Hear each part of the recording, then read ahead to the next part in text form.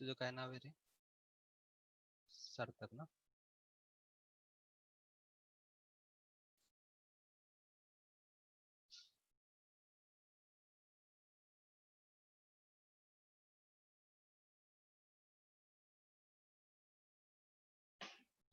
तिथं नाव काय दिलंय तुझं?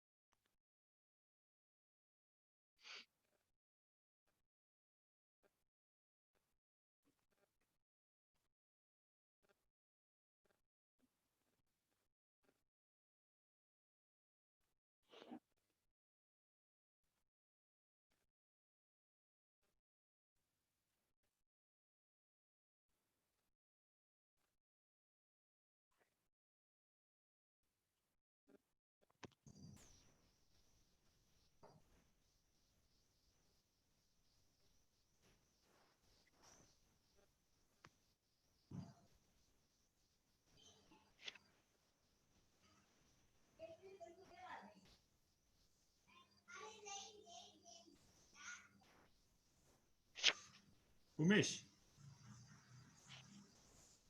हॅलो. बोला ना. ग्रुपवर टाक ना मेसेज, जॉईन व्हा म्हणा आता. हो हो.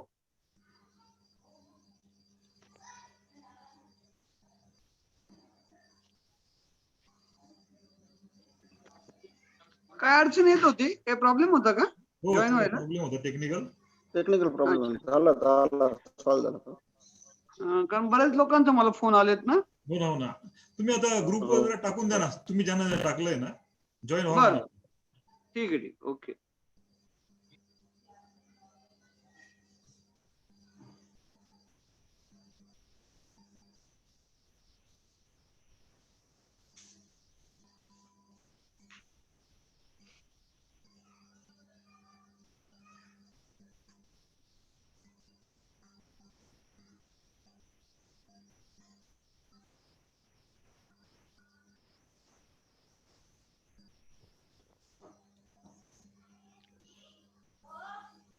जाधव साहेब, थोडस कॅपॅसिटी प्रॉब्लेम आलेला आहे. आपले गेस्ट आपल्या बरोबर जॉईन झालेत.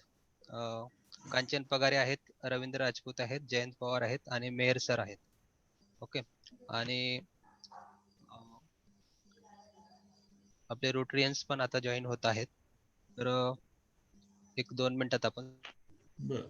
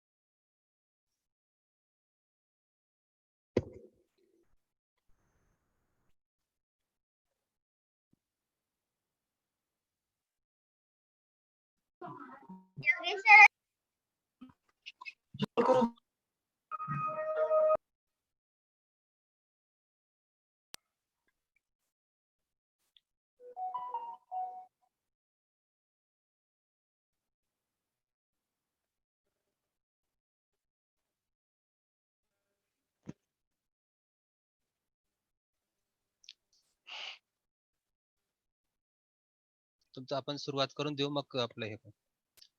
हा मेर सरांना ते ना मग आता. हो हो ठीक आहे. Mayor sir please unmute. मानवी, मानवीचा अनम्यूट करून घ्या.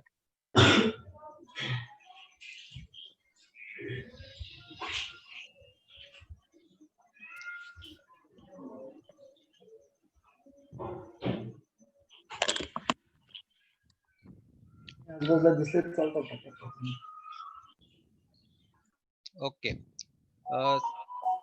सर्व गेस्ट आज rotary club of Satana Baglan व दोदेश्वर पब्लिक स्कूल संयुक्त आयोजित यशाचा मार्ग या कार्यक्रमात आलेल्या सर्व पाहुण्यांचे मी सहर्ष स्वागत करीत आहे. आज आपल्या बरोबर असणार आहेत को host दोदेश्वर public school.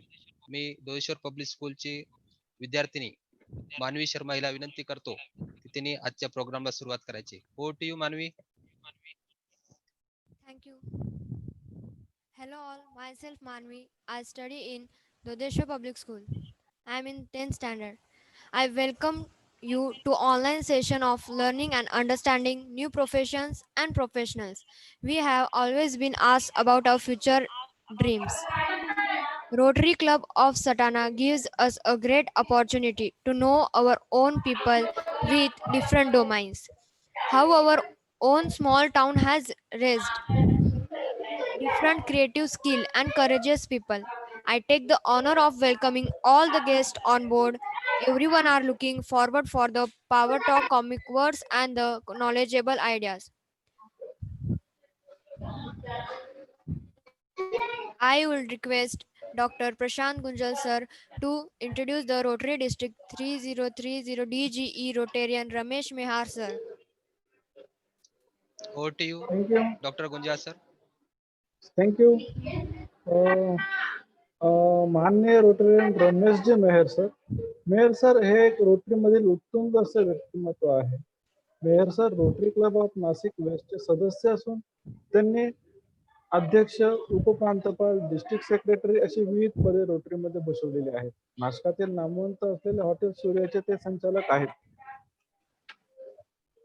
Rotarian Rameshji Mehar sir हे 2020-21 या वर्षाचे डिस्ट्रिक्ट 3030चे प्रांतपाल म्हणून काम पाहणार आहेत. अशा ह्या उत्तुंग व्यक्तिमत्वाच्या रोटेरियन मेहर सर यांना आपल्या कार्यक्रमासाठी शुभेच्छा देण्यासाठी मी आमंत्रित करतो.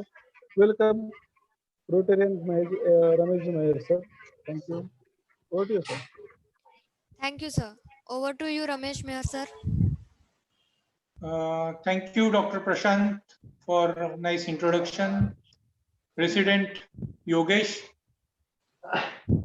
Secretary Umesh, आजचे सत्कारार्थी आणि आपले मार्गदर्शक deputy collector Rajput sir, captain Jayant Pawar आणि माननीय कांचन पगारे सर, तसेच माझे सर्व रोटरीतील बंधू भगिनी, नमस्कार.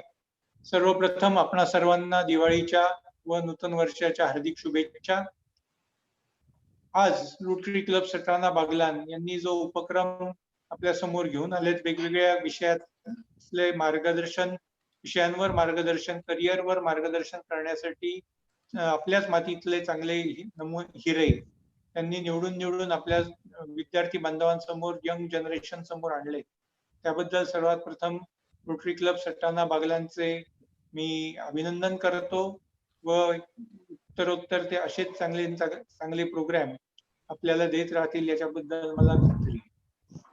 मित्रांनो, आपण नेहमी करिअरचा विचार करतो त्यावेळेला एक तर डॉक्टर किंवा इंजिनियर हे पटकन आपल्या लक्षात येतं. हल्ली CA किंवा MBA थोडंफार अजून एक लोकांच्या मनात यायला लागलंय, पण त्या व्यतिरिक्त भरपूर वेगवेगळे करिअर ऑप्शन्स आपल्याला अवेलेबल आहे.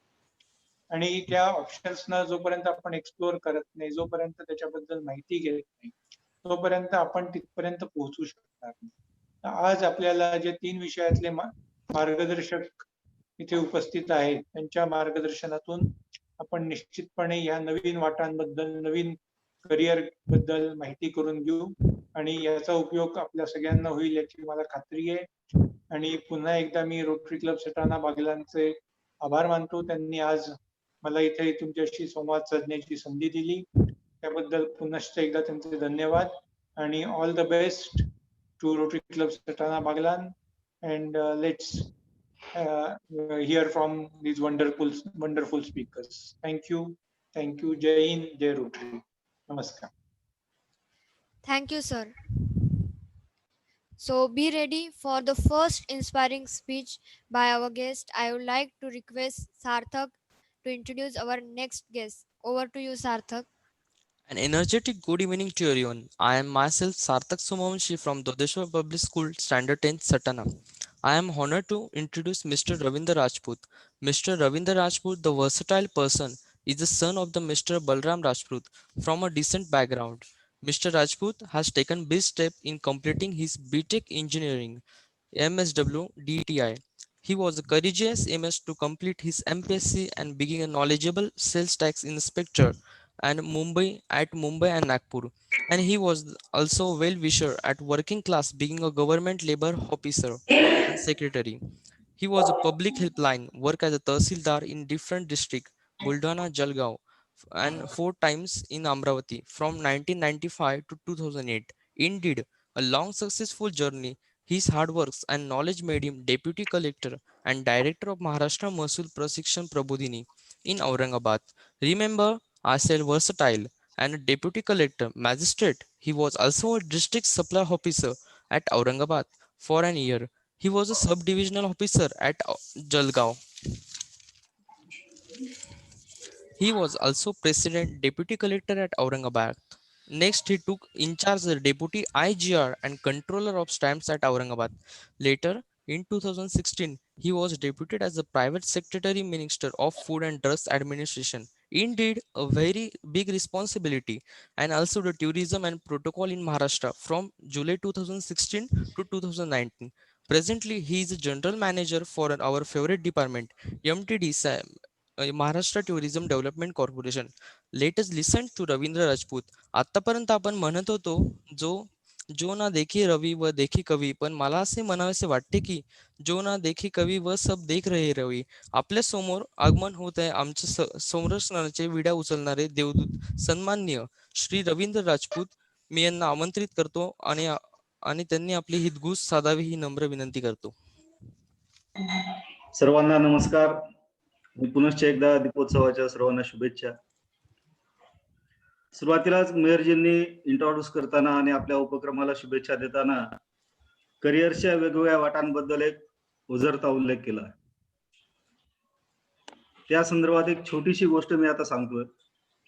ती बऱ्याच जणांनी कदाचित आता सोशल मीडिया इतका प्रगल्भ झालाय, ती वाचली असेल, ऐकली असेल, तरी सुद्धा मला ती गोष्ट आज इथे आवर्जून सांगण्याचा मोह होता. असंच एका लोकाभिमुख राजाला एक दिवस असं वाटलं की आपल्या राज्यात काय चाललंय ते बघावं, आणि म्हणून तो वेषांतर करून शहराच्या एका कोपऱ्यात, जिथे साधारणतः आठवडी बाजार भरतो, तो बाजार संपताना संध्याकाळच्या वेळेस वेषांतर करून फिरायला गेला. राजा एकटा होता आणि आठवडी बाजार जिथे भरतो तिथली संध्याकाळ बागलानवासियांना सुद्धा चांगली आठवत असते. ती संध्याकाळ कशी असते आठवडी बाजार शेजारची. अशा थोड्याशा चिंचोळ्या रस्त्यातनं जात असताना अचानक काही गावगुंडांनी त्या राजावर हल्ला केला.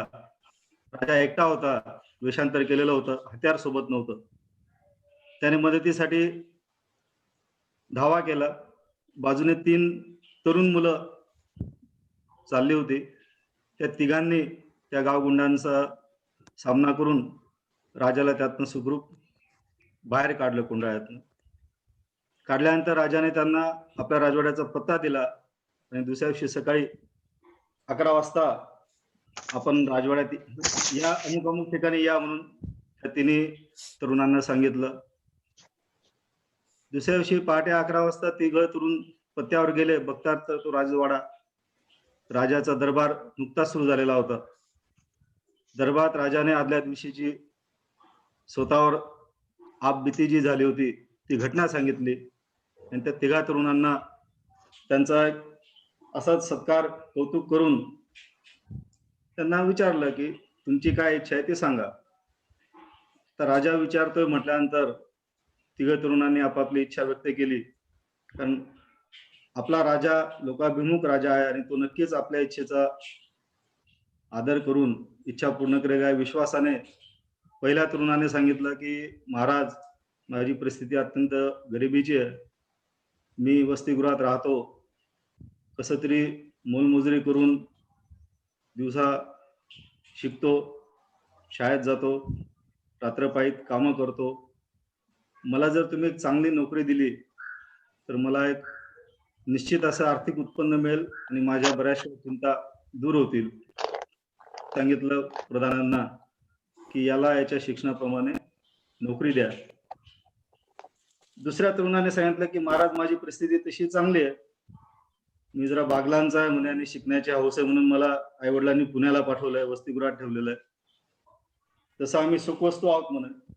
परंतु मी आता वसतिगृहात शिकतोय, आई वडील वृद्ध झालेले आहेत, तब्येत बरोबर नसते, त्यांची काळजी घ्यायला कोणी नसतं. म्हणून मला एक चांगली बायको आणि चांगला हुंडा जर मिळाला तर आई वडिलांच्या सेवेत माझी बायको राहील, मी आई वडिलांबद्दल निश्चिंत राहील आणि माझं शिक्षण चांगलं पार करून माझं करिअर काहीतरी घडवेल. राजाने वित्तमंत्र्यांना सांगितलं की याची व्यवस्था करा, एक अनुरूप वधू शोधा आणि हुंडा देणं घेणं हे कायद्याने योग्य नाही, परंतु त्याला परिस्थितीनुरूप मदत म्हणून आपल्या राजकोषातून काही धन द्या. तिसऱ्या तरुणाला राजाने विचारलं की बाळ, सांग तुझी काय इच्छा आहे. त्याने फक्त नम्रपणे हात जोडले, म्हणाले महाराज, आपलं राज्य खूप प्रगतिशील आहे, त्याच्या प्रगतीचा जगभरात खूप मोठा डंका नेहमीच वाजत असतो, परंतु असा लोकाभिमुख राजा दिसतो कसा, त्याचा कारभार कसा आहे हे माझ्या गावातल्या लोकांना काही अजून पाहायला मिळालं नाही. ती पाहण्याची उत्सुकता आहे. तर माझी एक हात जोडून विनंती आहे गावकऱ्यांच्या वतीने की आपण आगामी दिवाळी सणाला माझ्या गावात 3 दिवस मुक्काम करावा. राजाने वचन दिलेलं होतं इच्छा पूर्ण करायची. राजाने सांगितलं ठीक आहे बाळा, मी नक्कीच तुझ्या गावी या वर्षीच्या दिवाळी सणाला येईल. ते गाव होतं दूर कोपऱ्यातलं, मेळघाटातलं. तिथे रस्ताही नव्हता, वीजही नव्हती, कोणत्याच मूलभूत सुविधा नव्हत्या. पण राजा तिथे दिवाळी सणाला 3 दिवस मुक्काम करणार म्हटल्यानंतर सर्व सूत्र फटाफट हलायला लागली, सर्व यंत्रणा कामाला लागल्या. राजा येणार म्हणून त्या मेळघाटातल्या कोपऱ्यातल्या खेड्यापर्यंतचा रस्ता करण्याचं काम तातडीने सार्वजनिक बांधकाम विभागाने हाती घेतलं. राजा तिथे राहील, त्याला अनइंटरप्टेड इलेक्ट्रिसिटी सप्लाय मिळायला पाहिजे म्हणून त्या गावात जिथे विद्युत नव्हती तिथे एक्सप्रेस फीडर इन्स्टॉल करण्याच्या हालचाली सुरू झाल्या. एक्सप्रेस फीडर, 24 तास वीज पुरवठा. आणि मेळघाटात जर राजा जाऊन बसला तर तो मुंबईला आकस्मिक प्रसंगी कसा परत येणार, म्हणून ते अमरावती जवळच्या बेलोऱ्याला एक विमानतळ सुद्धा तातडीने उभारण्याचं काम सुरू झालं. आता राजा दिवाळ सणासाठी त्या गावात जाणार, पण राजा उठसूट त्याला वाटलं म्हणून कुठेही कसा जाणार. तिथे राजशिष्टाचार आडवा येतो, प्रोटोकॉल आडवा येतो. एक बरोबरीचं स्थान असलं पाहिजे. ज्या घरी तू मुक्कामाला जाणार त्या घराचा दर्जा काय, सामाजिक सर्वच बाजूंची तपासणी राजशिष्टाचार विभागाने केली. आणि मग त्यांच्या लक्षात आलं की राजेसाहेब जर दिवाळ सणाला जाणार असतील तर त्याच तोलामुलाची आसामी असली पाहिजे. राजाच्या कन्येने सांगितलं की बाबांच्या तब्येतीची, एकूण खानपानाची काळजी घेण्यासाठी मला तिथे गेलंच पाहिजे. लेक चालले म्हटल्यानंतर आईलाही वाटलं की मी इथे मुंबईत राजभवनात राहून काय करू, मी सुद्धा सोबत गेलं पाहिजे. पण हा पेच काही सुटे ना की राजा मुक्काम करेल तर काय निमित्ताने करेल. मग एका वयस्कर मंत्र्याने सुचवलं की महाराजा, तरुण जो आपल्याला भेटला होता कर्तबगार दिसतोय, आपली राजकन्या पण उपवर झालेली आहे, तर त्याला जर आपण एखादी मनसबदारी दिली, अमरावतीचा वऱ्हाड प्रांताचा मनसबदार जर केला, त्याचा दर्जा उन्नत होईल आणि त्यालाच आपल्या राजकन्याचा विवाह करून जावई जर केलं तर एक कर्तबगार जावई पण मिळेल. राजाने सुचवलेल्या गोष्टींप्रमाणे सर्व कारवाई केली. मेळघाटात दिवाळी साजरी झाली. फक्त एका वाक्यातनं हात जोडून केलेल्या एका विनंतीनुसार की राजेसाहेब आपण माझ्या गावात यावं, माझ्या गावातल्या लोकांना राजा कसा दिसतो हे बघायचे, ती इच्छा पूर्ण करावी. एवढी एकच इच्छा व्यक्त करून मित्रांनो आपल्या सर्वांच्या लक्षात आलं असेल की त्या तरुणाने काय साध्य केलं. तसंच आपण जेव्हा करिअर निवडतोय तेव्हा आपण करिअर कशासाठी निवडतोय, आपल्या आयुष्याचं ध्येय काय आहे, आपल्याला नेमकं काय करायचंय. हल्ली बघावं, मी मगाशी कोरोना व्हायरसचा आभार मानलं तसं पुन्हा आता कोरम बराचसा पूर्ण झालाय, त्यामुळे पुन्हा एकदा आभार मानतो की 2001 साली माझे वडील राजपूत सर, ज्यांची पंचक्रोशीत धोतर टोपीवाले आणि तबलावाले सर म्हणून जास्त ओळख आहे आणि ते जास्त स्मरणात आहेत, ते रिटायर झाल्यानंतर सटाण्यात येण्याचा योग आला नाही. बागलाणवासियांशी हितगुज साधण्याची संधी काम सोडलं तर कधी मिळाली नाही. ते आज या कोरोनाच्या निमित्ताने घरी बसून आपल्या बागलाणवासियांशी मला बोलायला मिळतंय, त्याचा एक मला मोठा आनंद होतोय. मी कथा सांगण्याचं आणि करिअरचं लिंक करण्याचं एक कारण, मी सुद्धा जेव्हा तुमच्यासारखा विद्यार्थी होतो, शिकत होतो, तेव्हा जसं मेयरजींनी सांगितलं की परंपरागत आपल्याला डॉक्टर किंवा इंजिनियर व्हायचं असतं आणि हल्ली अलीकडे मॅनेजमेंट, सीए वगैरे थोडेसे नवीन प्रकार सुरू झाले. त्यावेळेस लहानपणापासून माझे सर्व वर्गमित्र आता ग्रुपमध्ये लिंक झालेले आहेत. तुमचे रुटीन असलेले माझे वर्गमित्र, बालपणचे सवंगडी मनोज जाधव असतील, उमेश सोनी असतील, हे सर्व आम्ही एकत्र अभ्यास करत असताना त्यावेळेस आमचे असे पुढे काय करायचं 10-12 नंतर, तर मला डॉक्टर व्हायचं होतं आणि त्याकरता त्यावेळेस 1985 साली आम्ही 12वीला होतो. त्यावेळेस महाराष्ट्रात 3च विभागीय मंडळ होती. आता मला वाटतं 1 डझनभर विभागीय मंडळ आहेत आणि त्यावेळेस आताच्या सारखे काही नॅशनल, स्टेट वगैरे आरक्षण नव्हती, काय नव्हती. एकमेव आपलं गव्हर्नमेंट मेडिकल कॉलेज, बीजे मेडिकल कॉलेज. तेच कॉलेज का, तर बागलांचे सुपुत्र डॉक्टर पद्माकर पंडित सर, त्यांच्याबद्दल खूप ऐकलेलं होतं. आजही बागलांच्या पूर्ण पंचक्रोशीतल्या कुणाला पद्माकर पंडित सर आठवत नसतील असं मला वाटत नाही. परंतु त्यावेळच्या प्रवेश प्रणालीनुसार फक्त 0.6 इतके गुण कमी मिळाल्यामुळे बीजे मेडिकल कॉलेजला मला ऍडमिशन मिळाले नाही. त्यावेळेस आयुर्वेदिक किंवा अन्य विद्याशाखा त्या उपलब्ध होत्या.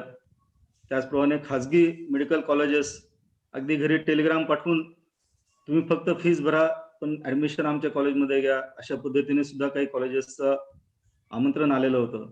पण त्यावेळेस मी ज्या हेतूने एक आंतरिक जे टिपिकल पठडीतनं नक्कीच मी डॉक्टर होण्याचं माझं स्वप्न किंवा माझी इच्छा होती, पण त्यातही काहीतरी पब्लिक कॉज करता येईल आणि त्यातनं पब्लिक कॉज मधनं आपल्यालाही काही एक चांगलं आयुष्य जगता येईल, प्रतिष्ठित म्हणून जगता येईल, म्हणजे परमार्थ साधताना स्वार्थ देखील साधता येईल, ही जी माझी भूमिका होती त्या दृष्टिकोनातनं मग मी विचार केला आणि ऍग्रिकल्चर इंजिनिअरिंग बीटेकला राहुरीला ऍडमिशन घेतली.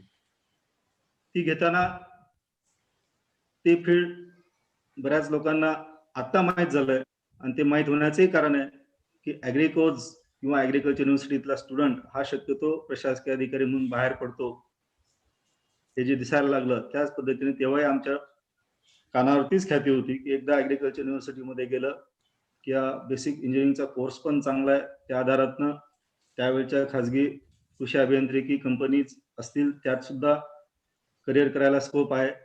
आणि मेन म्हणजे कॅम्पसमध्ये राहिल्यानंतर ग्रुप स्टडी आणि तिथल्या एकंदरीत जो स्पर्धात्मक परीक्षांचा माहोल म्हणू आपण, अशा ग्रुपमध्ये राहिल्यानंतर एमपीएससी किंवा यूपीएससीच्या माध्यमातून आपल्याला एक चांगलं करिअर घडवता येईल या दृष्टिकोनातून मग बीटेकला ऍडमिशन घेतली.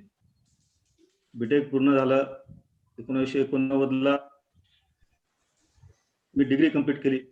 त्याच वेळेस त्यावेळच्या राज्यसेवेचा अर्ज भरलेला होता, कृषी सेवेचाही अर्ज भरलेला होता आणि आज सन 1990 ते 1996 या 7 वर्षात मी 12 वेळा एमपीएससीच्या इंटरव्ह्यू पॅनल समोर होतो आणि या प्रवासामध्ये माझी फक्त 4 वेळा निवड झाली. ऐकणाऱ्यांना मला मी 12 वेळा जेव्हा अटेम्प्ट केले त्यातले 4 अटेम्प्ट माझे सक्सेसफुल झाले. हा स्ट्राईक रेट मला सांगायचा आहे. दरम्यानच्या कालावधीमध्ये या 7-8 वर्षामध्ये जसं तुम्हालाही काही गोष्टी ऐकायला येत असतील तशा त्यावेळेस ऐकायला यायच्या की एमपीएससी म्हणजे ठराविक विद्याशाखेतलीच मुलं करू शकतात किंवा एमपीएससी मध्ये भरपूर वेगवेगळे गैरप्रकार होतात. अशा PSIच्या वगैरे एक्झाम्स मधनं काही बातम्या यायच्या वगैरे, परंतु तो कसलाही मनावर परिणाम करून न घेता आणि विशेषतः इंजिनिअरिंग ग्रॅज्युएशनचं बॅकग्राऊंड पूर्ण करून ग्रॅज्युएशन झाल्यानंतर 7 वर्ष घरी राहूनही परिवाराने जो विश्वास माझ्यावर ठेवला, त्यामुळे मला ज्या क्षेत्राची पब्लिक कॉजसाठी काम करण्याची आवड होती ते पब्लिक कॉज शेवटी मला साध्य करता आलं. मी माझी पार्श्वभूमी आणि ही कथा विस्ताराने सांगण्याचं एकच कारण आहे मित्रांनो, आज कोणीही भेटलं ग्रॅज्युएशनला, शक्यतो फायनल इयरचा स्टुडंट असेल किंवा PG करणार असेल, विचारल्यानंतर साधारणतः 70% मुलांच्या किंवा मुलींच्या तोंडात एक असतं, काय करतोय? कॉम्पिटेटिव्ह एक्झामची तयारी. पण काय करतोय, कशासाठी करतोय हे जर निश्चित नसेल तर मग अशाच 2 अटेम्प्ट 3 अटेम्प्ट 4 अटेम्प्ट होत राहतात. शेवटी कुठेतरी फ्रस्ट्रेशन येतं, हातात काहीच राहत नाही आणि तोपर्यंत आपली उमेदीची शारीरिक, मानसिक, भावनिक ताकदीची महत्वाची वर्ष जी कधी आपल्या आयुष्यात परत येणारे नसतात ती जातात आणि मग त्या टप्प्यावर माणूस पुन्हा एकदा पुनश्चार्यम करणं आणि नव्याने उभारी घेणं बऱ्यापैकी कठीण होतं. ज्यांना इतर काही बाबींची जोड मिळते, व्यवसायाची असेल किंवा अन्य काही स्वयंरोजगार वगैरे, त्यांचं ठीक आहे, पण बाकीच्यांना मात्र अनंत अडचणी येऊ शकतात. त्यामुळं सर्वप्रथम सर्वांना एकच माझं विनंती व आव्हान असेल की आपण शिकत असताना, औपचारिक शिक्षण घेत असताना आपलं मन काय सांगतं, आपल्या अंतर्मनाने आपल्याला काय करावं असं वाटतं, मग आपला छंद असेल, त्या छंदाला अनुषंगिक काही व्यवसाय असेल किंवा नोकरी असेल, काही असेल, आपल्या आवडीप्रमाणे जर करण्याची संधी आपण मिळू शकलो तर त्याच्या इतकं समाधान कशातच नसणार आहे. आणि बऱ्याचदा आत्ताचे जे यंगस्टर्स आहेत, जे तसं खरं तर म्हणू नये, पण करिअर म्हणजे पटकन मिळणारी एक आर्थिक सुस्थिती, त्या अनुषंगिक मिळणाऱ्या विशेष सुविधांचे लाभ, या आकर्षणापोटी स्पर्धा परीक्षांकडे वळणाऱ्यांचा एक फार मोठा वर्ग आहे असं मला वाटायला लागलंय. कारण आपण नेमकं लोक प्रशासनात का जायचं आणि काय करायचं याची फारशी कल्पना त्या प्रशासनात येईपर्यंत कोणालाच नसते, जशी मलाही नव्हती. नेमकं आत गेल्यानंतर सिस्टीम मध्ये एंट्री केल्यानंतर काय करावं लागतं, स्पर्धा परीक्षेची तयारी करत असताना जी पुस्तकं आपण वाचतो, वेगवेगळी गाईड्स असतील किंवा लोकसेवा आयोगाच्या जाहिरातीमध्ये काही पुस्तकांचा उल्लेख आहे ते आपण वाचतो, ढोबळमानाने प्रशासकीय संरचना कशी आहे काय ते आपण बघतो आणि मग वेगवेगळ्या कल्पना आपण करतो. पण त्या कल्पनेप्रमाणेच प्रशासन चालतं असं नाही. आणि केवळ त्या दृष्टिकोनातनं जर आपण या लोकप्रशासनामध्ये येत असाल तर कदाचित तुमचे ते हेतू साध्य होतील. तुम्हाला छानसं जगलोय आपण असं वाटेल, मान मरातब दिसेल, निवासस्थानं असतील, वाहनं असतील, प्रोटोकॉल वाईज लोकांकडनं मिळणाऱ्या सन्मानाच्या काही भावना ह्या असतील, पण या रहाट गाडग्यामध्ये तुम्हाला कधीच लक्षात सुद्धा येत नाही की तुम्हाला नेमकं काय करायचं होतं आणि तुम्ही काय करत आहात. आणि मग आयुष्याच्या एका टप्प्यावर आल्यानंतर जर तुम्हाला भूतकाळ आठवला की अरे मला काहीतरी असं करायचं होतं, माझ्या डोक्यात असं होतं, पण ते करायचंच राहून गेलं, म्हणजे खरं तर आयुष्य जगायचंच राहून गेलं, अशी स्टेज बऱ्याच लोकांना येते. ती सांगता येत नाही. म्हणजे आपण जे म्हणतो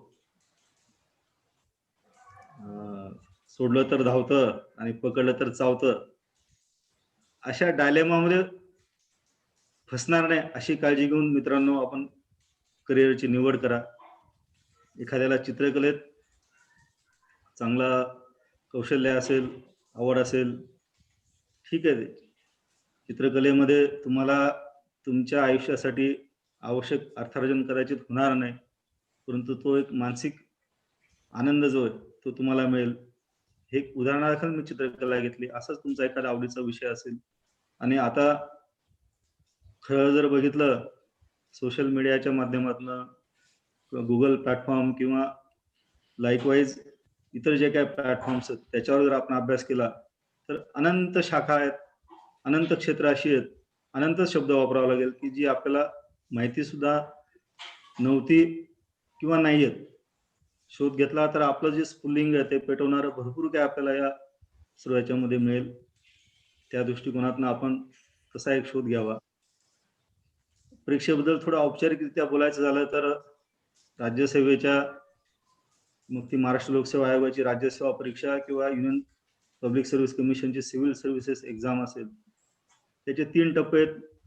प्रिलिमिनरी किंवा पूर्व परीक्षा जिला आपण म्हणतो, मेन्स मुख्य परीक्षा आणि मुलाखत. आता या 3 टप्प्यांमध्ये कालाच्या ओघात बरेचसे बदल झालेले आहेत.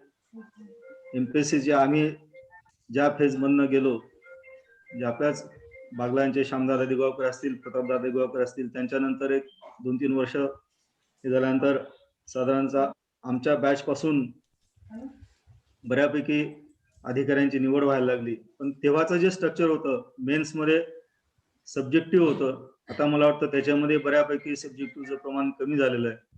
कोणती परीक्षा पद्धती चांगली किंवा वाईट याबद्दल काही व्यक्तिगत मत व्यक्त करणं योग्य नाही, परंतु हे बदल होत असताना असं वाटतंय की जसं सगळ्यांना फास्ट फूडचं अट्रॅक्शन आहे. कदाचित त्या एक्झाम मध्ये तसं काही झालंय का? कारण आमच्या पिढीच्या लेखी सब्जेक्टिव्ह नॉलेज मध्ये जी काही डेप्थ आहे किंवा जी खोली आहे, जो आशय घनता आहे, ती या मल्टिपल चॉईस क्वेश्चन्स मध्ये तेवढी मिळते की नाही हे मी ठामपणे सांगू शकत नाही.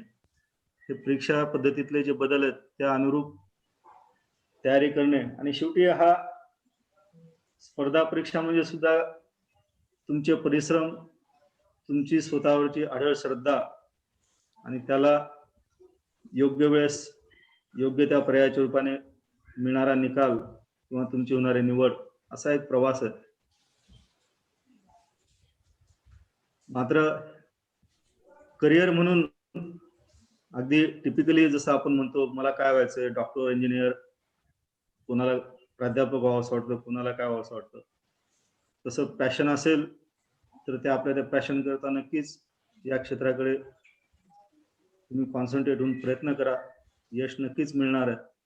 पण या प्रवासामध्ये बऱ्याचशा गोष्टी जे अटेम्प्ट वाढले की स्वतःचंही नैराश्य निर्माण होतं, स्वतःबद्दलचा एक थोडासा विश्वास जो असतो तो कमी झाल्यासारखं वाटतो. ते न होऊ देणे, आपला आत्मविश्वास कायम प्रबळ ठेवणे, कायम आपल्या नजरेसमोर ध्येय आहे आणि ते प्राप्त झाल्याशिवाय, ध्येय सिद्धी झाल्याशिवाय मी थांबणार नाही, ही एक ठाम भावना मनाशी बाळगून जो अगदी आपण जे म्हणतो ना चिकटून राहील त्याला यश हे नक्कीच मिळतं. फक्त हे सर्व करत असताना आपण हे नेमकं कशासाठी करतोय, का करतोय याची एक खुणगाठ मनाशी बांधून त्याप्रमाणे जर वाटचाल केली तर तुम्हाला त्या करिअर मधनं मग ते स्पर्धा परीक्षांच्या माध्यमातून प्रशासकीय अधिकारी म्हणून असो किंवा आता आपल्यासोबत कॅप्टन पवार साहेब आहेत तशी देशाच्या संरक्षण प्रणालीमधल्या तिन्ही क्षेत्रांमधली जबाबदारी असो किंवा तुमचा व्यवसाय असो, जे तुम्ही कराल त्याच्याशी प्रामाणिक राहा. प्रामाणिक राहून सुद्धा आपल्याला ज्या ज्या गोष्टींचं आकर्षण असतं त्या सर्व गोष्टी आपण नक्कीच मिळवू शकतो. एक सर्वसाधारणपणे जर बघितलं आपण आपल्या नजरेपुढे करिअर म्हटल्यानंतर हीच नावं किंवा हेच क्षेत्र काय येतात? कारण दिसताना असं दिसतंय की या माणसांना डॉक्टर असेल, इंजिनियर असेल किंवा अधिकारी असेल, एक फाउंडेशन जे म्हणतो आपण, एक पाया असतो, त्यांचं एक आयुष्य एक थोडंसं स्थिर असतं आणि त्या स्थिर आयुष्याचे फायदे त्यांना मिळत राहतात. म्हणजे एखादी चांगली इन्व्हेस्टमेंट करावी आणि त्याचे चांगले रिटर्न्स आयुष्यभर मिळत राहावेत असं दिसताना दिसतं. परंतु प्रत्येक क्षेत्रामध्ये गुंतवणुकीसोबत धोके आहेत. त्याचप्रमाणे या करिअर्समध्ये सुद्धा खूप अडचणी, खूप समस्या ज्या इतरांना दिसत नाही किंवा सांगता येत नाही अशा असतात. हा सर्वांगीण विचार सर्वांनी करावा. खरं तर आजच्या या हेतुगुजाचं नियोजन करण्याबद्दल माझे मित्र उमेश सुनी त्यांनी सांगितलं होतं की 2-3 दिवस जरा प्रवास वगैरे चालू आहे. त्यामुळे खरं तर शब्दांची जुळणी कशी करावी, नेमकं आपल्याशी काय बोलावं हे सुद्धा निश्चित झालं नव्हतं. परंतु एक असं वाटलं की आपण औपचारिक बोलण्याऐवजी असंच अनौपचारिक बोलूया. मी काही खूप मोठा वयोवृद्ध आहे किंवा फार ज्ञानवृद्ध आहे असं मी स्वतःला समजत नाही, परंतु माझ्या या बोलण्यातनं एखाद्याला जरी काही एखादी गोष्ट भावली, पटली आणि त्याच्यावर त्याने विचार केला तरी सुद्धा या रोटरी क्लबच्या माध्यमातून या रोटेरियन्सने हे जे उपक्रम सुरू केलेले आहेत त्या उपक्रमांचं खरं यश तेव्हा मिळेल. नवरात्रीमध्ये सुद्धा आपण महिला शक्तीचं हितगुज ऐकलं, त्यातनं काही लोकांना प्रेरणा मिळाली असेल, काही स्फूर्ती जागृत झाल्या असतील. तसंच हा जो उपक्रम सुरू केला या माध्यमातून वेगवेगळ्या क्षेत्रातल्या व्यक्तींशी आपलं हितगुज होणार आहे. थोड्याशा प्लॅटफॉर्मच्या मर्यादा किंवा एक डेकोरम म्हणून हा बराचसा एक मार्गी प्रवास असला तरी सुद्धा त्यातनं जे काही विचारांचं आदान प्रदान आहे चॅटच्या माध्यमातून असेल किंवा इतर हे नक्कीच होईल. मी ते थोडं थांबतो. बाकी वक्त्यांचं मलाही ऐकायचं. त्यानंतर पुन्हा वाटल्यास काही असलं तर मी पुन्हा मध्ये नक्कीच जॉईन होईल.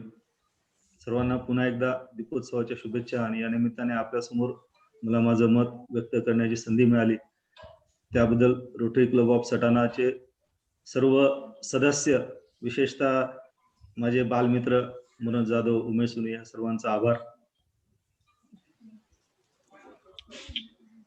Thank you very much, sir. Sir, you have said us in a very easy way how to choose our career.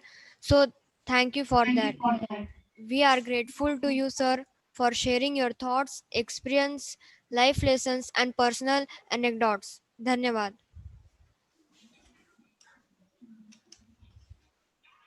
So, I give the opportunity to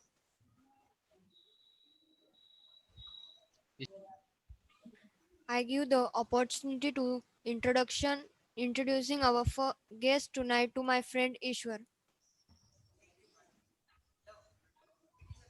आवाज येत नाही ईश्वर. Thank you, Manvi. Love. It is a natural to love yourself. It is affection to love family. It is a compassion to love your motherland. It is easy to love everyone around us. It is easy to live for everyone. It is easy to work for everyone.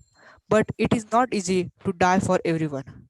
To sacrifice for the people whom you don't even know. Myself, Ishwar Borse from 9th standard DPS. First of all, I take the pride to salute you, sir. Jai Hind. On the behalf of all my friends and the behalf of everyone, I thank you for protecting my country. It is matter of pride to introduce you, sir. Captain Jayant Pawar, son of proud Yashwant Pawar and Vatsala Pawar. Ambitious Jayant joined army in year 2000 as officer after his BTEC. First served in Jammu and Kashmir and was involved in counter-terrorism and anti-insurgency operation, protecting line of control, maintaining security and integrity of our territory in his area of responsibility are few of his brave acts. An excellent soldier has to be appreciated. Captain Jayant won Chief of Army Staff, and his unit won Unit Citation for work par excellence in counter-terrorist operation. He has also served in counter-intelligence grid till 2006. Later, Jayant moved in corporate world, working in various multinational companies like Aditya Birla, Vodafone, Reliance are few to name. Presently, he is with Reliance Retail base in Mumbai.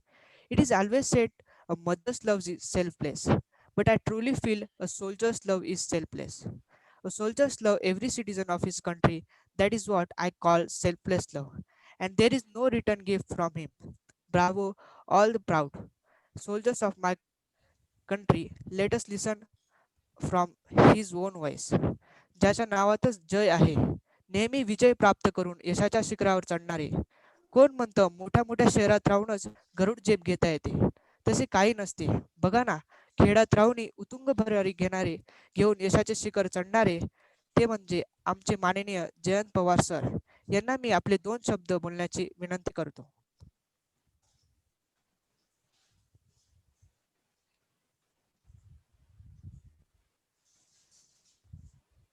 1 minute, sir.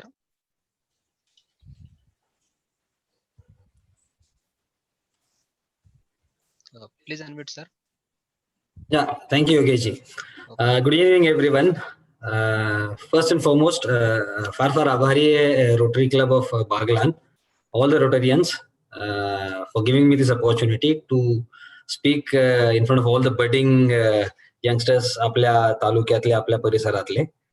Me Jayant Pawar, Captain Jayant Pawar. Thanks Ishwar for introducing me. तर मी बोलणार आहे आर्मीच्या करिअरच्या संदर्भात. Arm forces मध्ये करिअरचे options काय आहेत, कुठल्या प्रकारे आपण जाऊ शकतो, what does it mean by joining in arm forces, तिथे तुमच्या लाईफ मध्ये काय असतं आणि ट्रेनिंग कशी असते, आणि माझा त्यातला प्रवास की हाऊ डिड आय अचीव्ह, किंवा मी काय केलं वेगळं, किंवा आणि मे बी त्यातनं पीपल विल नो की कसं पुढे प्रोसीड करायचं. तर मी मूळचा दसवेल म्हणून गाव आहे, सटाण्याच्या जवळ, पुढे जवळपास 30 किलोमीटर आहे ताराबादी पिंपळच्या मध्ये. आई वडील मध्यमवर्गीय, प्रायमरीली शेतकरी, आणि माझं स्कूलिंग झालं गौतम पब्लिक स्कूल मधनं. माझे अल्युमनाय सिनियर्सही आहेत आपल्या ग्रुपमध्ये, मी बघितलं, डॉक्टर प्रसाद. आणि त्यानंतर मी बीटेक ऍग्रिकल्चर इंजिनिअरिंगला ऍडमिशन घेतलं. थॉट क्लॅरिटी पहिल्यापासून होती की primarily I will do engineering, आणि त्यानंतर कॉर्पोरेट वर्ल्ड मध्ये किंवा मॅनेजमेंट मध्ये जायचं MBA करून. आणि त्या दरम्यान शाळा किंवा कॉलेजात असताना मी स्पोर्ट्स किंवा NCC मध्ये भरपूर ऍक्टिव्ह होतो. त्या अनुषंगाने NCCच्या संदर्भात असल्यामुळे आर्मी कॅम्प्स अटेंड करणं किंवा त्यांच्या ज्या ऍक्टिव्हिटीज असायच्या त्या अनुषंगाने त्याचं एक्सपोजर मिळालं. तर बीटेक मध्ये जसं राजपूत सर म्हणाले, आमचे सिनियरच आहेत बीटेकचे, की तिथे गेल्यानंतर जनरली जो स्पर्धा परीक्षांचा जो ओघ असतो ते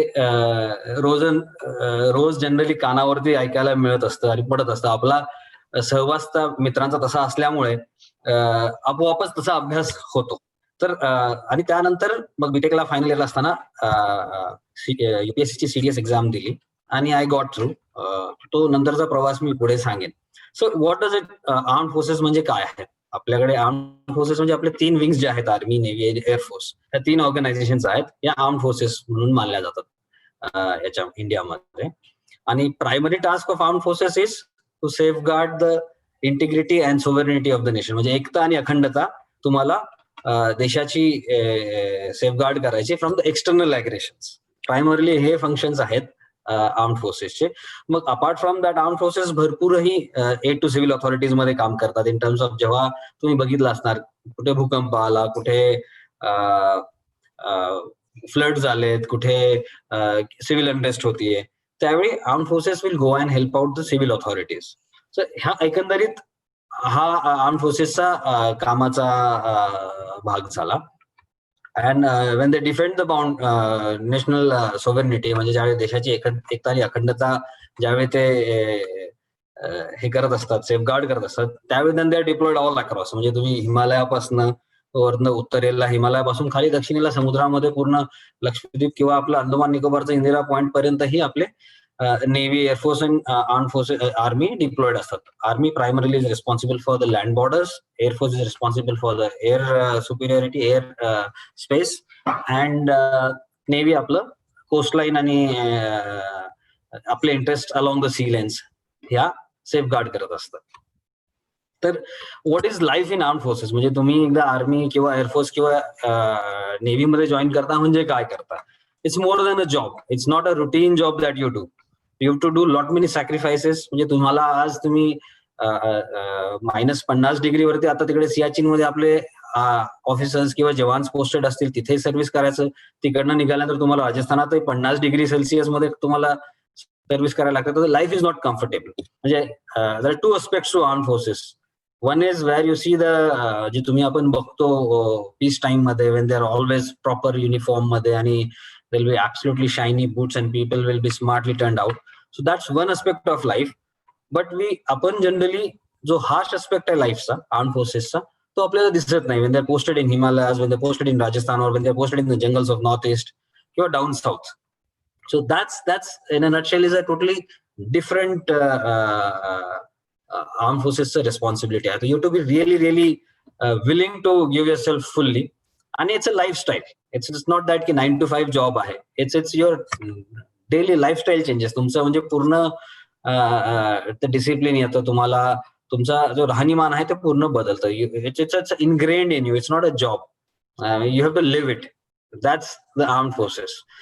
And आता आर्मीमध्ये किंवा नेव्हीमध्ये किंवा एअरफोर्स मध्ये जाण्याच्या सुविधा कशा आहेत, तर कुठल्या प्रकारे जाऊ शकतो आपण.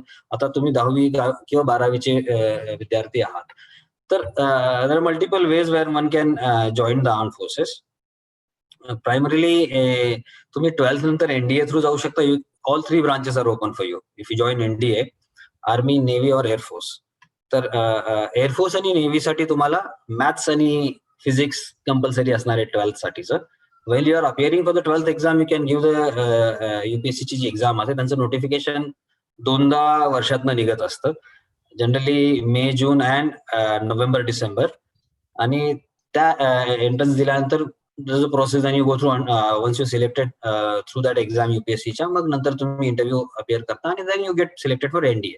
So once you join NDA, you can opt for 3 वर्षाचा NDAचा बेसिक कोर्स असतो, that is graduation and basic military training मिळतं. आणि त्यानंतर you move into the respective academies. म्हणजे ज्या समजा तुम्ही एअरफोर्स ऑप्ट केलेला असणार आहे किंवा तुम्हाला NDA मध्ये एअरफोर्स मिळालेला आहे, तिथनं you will move to the air force academy thereafter for a years course, year plus.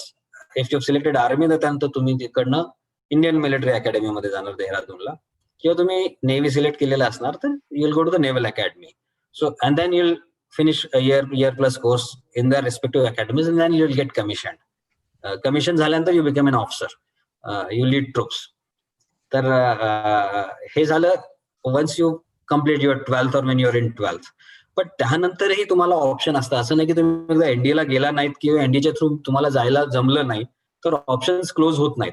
You can do your graduation आणि कुठल्याही स्ट्रीम मध्ये ग्रॅज्युएशन करू शकता तुम्ही. फॉर नेव्ही आणि air force you need specifically physics आणि मॅथ्स वाले तुम्हाला ऑप्शन्स असायला पाहिजे असतात. But you can finish your graduation and then you can again give combined defence services exam to join arm forces. त्यामध्ये 2 प्रकार असतात. एक परमनंट कमिशन म्हणजे 20 years ऑफ सर्व्हिस, आणि दुसरी म्हणजे शॉर्ट सर्व्हिस कमिशन. ते तुम्ही 5 वर्षाचा, आमच्या वेळी असायचा 5 वर्षाचा, आता it's a 10 years contract. So you can join for 10 years and thereafter तुम्ही डिसाईड करू शकता की whether you want to leave, move out of the army and join the civil world, और you can continue with the arm forces. तर हे 2 प्रकारचे तुम्ही entries देऊ शकता. CDS दिल्यानंतर रिटर्न एक्झाम असते ती UPSCची. वर्षातनं 2 वेळा नोटिफिकेशन येतं, either in again same May, June or November, December. Once you do that, you're selected for SSB interview. Once you go through for SSB interview, that is where the key aspect of SSB interview असतो. तर तिथे SSB जवळपास तुमचा 7 दिवसांचा असतो. That's where they test you psychologically completely. Arm forces मध्ये they don't test you for whether you want, you have म्हणजे तुम्हाला ब्रिलियंट असणं, एकदम रॉकेट सायंटिस्ट असणं गरजेचं नसतं. पण तुमच्या बेसिक लॉजिकल एस्पेक्ट जे असतात ते असणं गरजेचं असतं. म्हणजे are you a logical thinker, तुम्ही अवेलेबल रिसोर्सेस मध्ये काम करू शकता का, ह्या 2-3 बाबींवरती तुमचं सायकोलॉजी टेस्ट, ह्या 2-3 बाबींवरती ते डिसिजन मेकिंग करतात की whether you are fit for the arm forces or not. म्हणजे it is not the test of your abilities और तुमच्या क्षमतेची अशी वेगळ्या प्रकारची तुम्हाला किती नॉलेज आहे फिजिक्स, मॅथ्स किंवा सब्जेक्ट्स बद्दलचं, पण तुमचं ओव्हरऑल डिसिजन मेकिंग एबिलिटी आणि work, how do you work within the team, तुम्ही टीम वर्क करू शकता का. बिकॉज आर्मी और any of the arm forces it's not a one man army म्हणजे बऱ्याच वेळा आपण मुव्हीज मध्ये बघतो एकटा हिरो सगळं काही करतो वगैरे. आर्म फोर्सेस मध्ये तसं नसतं. You are a team. You are part of a larger agenda. Any time at any given point of time you are part of a bigger operation. You are part of then तुम्हाला तुमचं bit केल्याशिवाय पूर्ण ते jigsaw puzzle एकत्र होत नाही. So that's very very critical. So you are as good as your weakest link in a team. म्हणून तुमचं टीम वर्क किती महत्वाचं आहे. तुम्ही सगळ्यांची मिळून मिसळून कसं काम करू शकता within the smaller team, within the larger team, and whether your logical or not. सगळ्यात महत्वाचं लॉजिकल की तुमच्याकडे available resources. Those are the certain things they look for in arm forces. So they don't look for की तुम्हाला physics मधलं मग हे equation माहिती आणि तुम्ही रॉकेट त्याच्यातनं बनवू शकता किंवा नाही. That is not what they look for. So it's that's the fundamental requirement Wien you opt for arm forces. तर ह्या प्रायमरी 2 प्रकारे तुम्ही ग्रॅज्युएशन नंतर जाऊ शकतात. In fact there are more entries. In fact तुम्हाला जर सीडीएस द्यायची नसेल apart and if you not able to give the example, तुमच्याकडे सी सर्टिफिकेट असेल एनसीसी मध्ये सिनियर डिव्हिजन मध्ये, तर तुम्ही त्याच्यामध्ये तुम्हाला कमीत कमी ग्रेडिंग बी ग्रेडिंगने पास व्हायला लागतं सी सर्टिफिकेट. तर मग तुम्हाला डायरेक्टली एसएसबी साठी तुम्ही ऑप्ट करू शकता. ज्यावेळी ते नोटिफिकेशन येत असतात मध्ये मध्ये, आर्मी हेडक्वार्टर काढत असतात असलं notification depending on the requirement. तर तिथे तुम्ही त्यानंतर ते ऑप्ट करून तुम्ही OTA ला जॉईन करू शकता. सी सर्टिफिकेट OTA किंवा IMA. IMA is Indian military academy. That is for permanent commission. That is 20 years of contractual service. आणि म्हणजे तुम्हाला 20 वर्ष, त्यानंतर 20 वर्षासाठी आर्मीला जॉईन करता तुम्ही त्यावेळी. आणि OTA मध्ये तुमच्याकडे जसं मी सांगितलं आधी, it's a short service commission. तर तुम्हाला ऑप्शन असतं की तुम्ही आता सध्या 10 वर्षाचं आहे, तुम्ही 10 वर्षानंतर you can select any other career outside the arm forces. तर ह्या प्रकारे these are the ways where you can join the army. Plus if your a technical entry, for example तुम्ही इंजिनिअरिंग वगैरे केलेलं आहे, तर त्याचं other option of joining through as a technical entry. तुम्ही त्याचं वेगळं नोटिफिकेशन निघत असतं. आणि डिपेंडिंग ऑन तुमचं कसा स्कोर आहे आणि तुम्ही काय ऑप्ट करता, either will go to IMA or NDA आणि OTA. आणि तिकडनं तुम्ही टेक्निकल एंट्री म्हणजे तुम्ही SSB CDS न देता सुद्धा तुम्ही डायरेक्टली टेक्निकल एंट्री म्हणून म्हणजे तुम्ही इंजिनियर आहात, मेकॅनिकल आहात, इलेक्ट्रिकल आहात, सिव्हिल आहात, तर तिकडनं सुद्धा तुम्ही त्या टेक्निकल एंट्री साठी सुद्धा ऑप्ट करून जाऊ शकता. आता आर्म फोर्सेस लेडीजना सुद्धा ओपन आहेत. And they are giving permanent commission also लेडीजना, लेडी ऑफिसर्सना. तुम्ही again lady officers are absorb through OTA. So at the outset तुम्हाला परमनंट कमिशन मिळत नाही. पहिल्यांदा तुम्हाला 10 वर्षाचा कॉन्ट्रॅक्ट असतो आणि त्यानंतर you can keep on extending. So तर हा झाला आर्मीचा ओव्हरऑल आर्मी बद्दलचा जॉईन करण्याचे कुठले कुठले अव्हेन्यूज आहेत. Similarly for the air force academy, air force साठी सुद्धा यू कॅन गिव्ह द त्यांचे एअरफोर्सची टेस्ट असते. त्याचं हे नोटिफिकेशन ते काढतात वर्षातनं 2दा. And you can join the air force academy directly post your graduation as well. Same goes for navy also. Naval अकॅडमीच्या सुद्धा आर्मी हेडक्वार्टर CDSच्या थ्रू पण भरती करतात, एंट्री असते. आणि नेव्हल हेडक्वार्टर सुद्धा नोटिफिकेशन काढतात. त्यावेळी तुम्ही त्या एक्झाम्स द्यायच्या, त्यानंतर SSB द्यायच्या त्यांच्या रिस्पेक्टिव्ह SSB, आणि तुम्ही त्या रिस्पेक्टिव्ह अकॅडमीज मध्ये जाऊन तुम्ही थ्रू होऊ शकतात, म्हणजे रिस्पेक्टिव्ह आर्म्स जॉईन करू शकतात. आर्मीमध्ये आल specifically talk about army. Training is quite hectic, खूप टफ असतं if you not mentally ready. म्हणजे तुम्हाला SSB ला जाताना किंवा एक्झाम अपियर करताना फिजिकल फिटनेस एवढं काही गरज नसते. ज्यावेळी तुम्ही SSB ला जाता तुमच्या फिजिकल फिटनेस ते चेक करत नसतात. सो बऱ्याच वेळा मला लोक विचारतात किंवा आपल्या बऱ्याच वेळा लोकांना हे असतं की मी फिजिकली फिट आधीच होऊ का. रेग्युलर फिटनेस असणं गरजेचं आहे. That is absolutely fine. Keep on doing that. Nothing wrong in that. But don't एकदम जसं ते 40 किलोमीटर्स किंवा 30 किलोमीटर पळणे वगैरे सुरुवातीपासून तशी गरज नाही. पण अकॅडमी मध्ये गेल्यानंतर that is what the job is. They train you for that. म्हणजे तुम्हाला ते पूर्णतः त्यासाठीच तयार करतात. अकॅडमी मध्ये गेल्यानंतर तुमचं बेसिक मिलिटरी ट्रेनिंग असतं. एक प्लटून लेवलचं, म्हणजे आर्मीमध्ये जे तुकडे असतात आपण म्हणतो, तर प्रत्येक प्लटून लेवल, सेक्शन लेवल किंवा कंपनी लेवलच्या तुम्हाला ते प्लटून लेवलच्या बेसिक लेवलच्या ट्रेनिंग देतात. टॅक्टिक्स शिकवतात, बेसिकली मिलिटरी टॅक्टिक्स, तुमचे बेसिक वेपन्स वापरणं आणि त्यांचा यूज कसं करणं, ते कुठल्या प्रकारे बेस्ट यूज करणं, मॅनपॉवर डिप्लॉयमेंट कसं करणं. तर ह्या सगळ्या गोष्टी तुम्हाला आर्म फोर्सेसमध्ये शिकायला मिळतात. आणि arm forces why it's one of the best career is because you lead main in battle. बाकीच्या ठिकाणी तुम्ही तुमची एक चूक किंवा तुमचं जरासं काही जरी झालं, इट डझंट कॉस्ट लाईव्ह. इथे आर्म फोर्सेस मध्ये वन स्मॉल डिसिजन तुमचं जरासं जरी झालं तर you have to be absolutely decisive and immediate decision असतं त्यावेळी. At the spur of the movement decisiveness असायला लागतं. असं नाही की तुमच्याकडे 2 तास आहेत, तासभर आहे. when you're into combat, when you're into close contact with anybody, be it engagement with terrorists or anybody else, so तुम्हाला त्या क्षणाला त्यावेळी डिसिजन घ्यायला लागतं आणि तुमचं ते डिसिजन आहे that is going to impact live of the people under your command. So that's very very very critical, and that's where the pride of the armed forces is. You lead your men, आणि men R willing to, म्हणजे त्यांचे ते स्वतःचा जीव द्यायला तयार असतात ऑफिसरसाठी किंवा आपल्या कॉम्रेडसाठी, आपल्या बाजूच्या जवानासाठी किंवा आपल्या ऑफिसरसाठी. And that's the bonding that arm forces. That's why मी म्हटलं की arm forces is not only a job, it's more than a job. It's really a family that you live with. तर ह्या गोष्टी झाल्या आर्म फोर्सेस बद्दलच्या. About my personal journey, I was very clear. माझ्याकडे thought clarity होती पहिल्यापासून. So it's very important for all of you. जसं राजपूत सरांनी सांगितलं, तुम्ही विचार तुमच्या what is your calling, understand की तुम्हाला काय आहे, तुम्हाला काय आवडतं काय नाही. आणि आजकाल प्रोफेशन्स खूप आहे, जसं राजपूत सरांनी सांगितलं, there are an number of opportunities. So understand your calling, whether तुम्ही त्या प्रोफेशनसाठी whether it will suit you, that is one aspect of it. But if you तुमचं लाइकिंग असेल, so obviously you will work towards it and तुम्ही success होणार त्या गोष्टीमध्ये. So firstly thought clarity, and secondly perseverance is very important. Perseverance म्हणजे चिकाटी जे म्हणतो आपण, जसं राजपूत सर म्हणाले की किती जरी अडचणी आल्या, don't give up, keep at it, don't ever give up, because that's very important. आणि दुसरा आस्पेक्ट म्हणजे अंडरस्टँड युअर सेल्फ. जे माझ्या लक्षात आलं की I knew myself very well, what are my strengths, मी कुठल्या गोष्टीत चांगला आहे, कुठल्या गोष्टी माझ्यासाठी वर्कआउट करतात. म्हणजे अभ्यास करण्यासाठी सुद्धा जे मी सांगितलं सगळ्यांना सूट होणार नाही. Each one of you will have your own way of studying, की कोण दुसरा असं करतो म्हणून मला ते सूट होतं किंवा मलाही ते चालेल असं नाही. अंडरस्टँड युअर एबिलिटीज, की तुम्ही काय करू शकतात.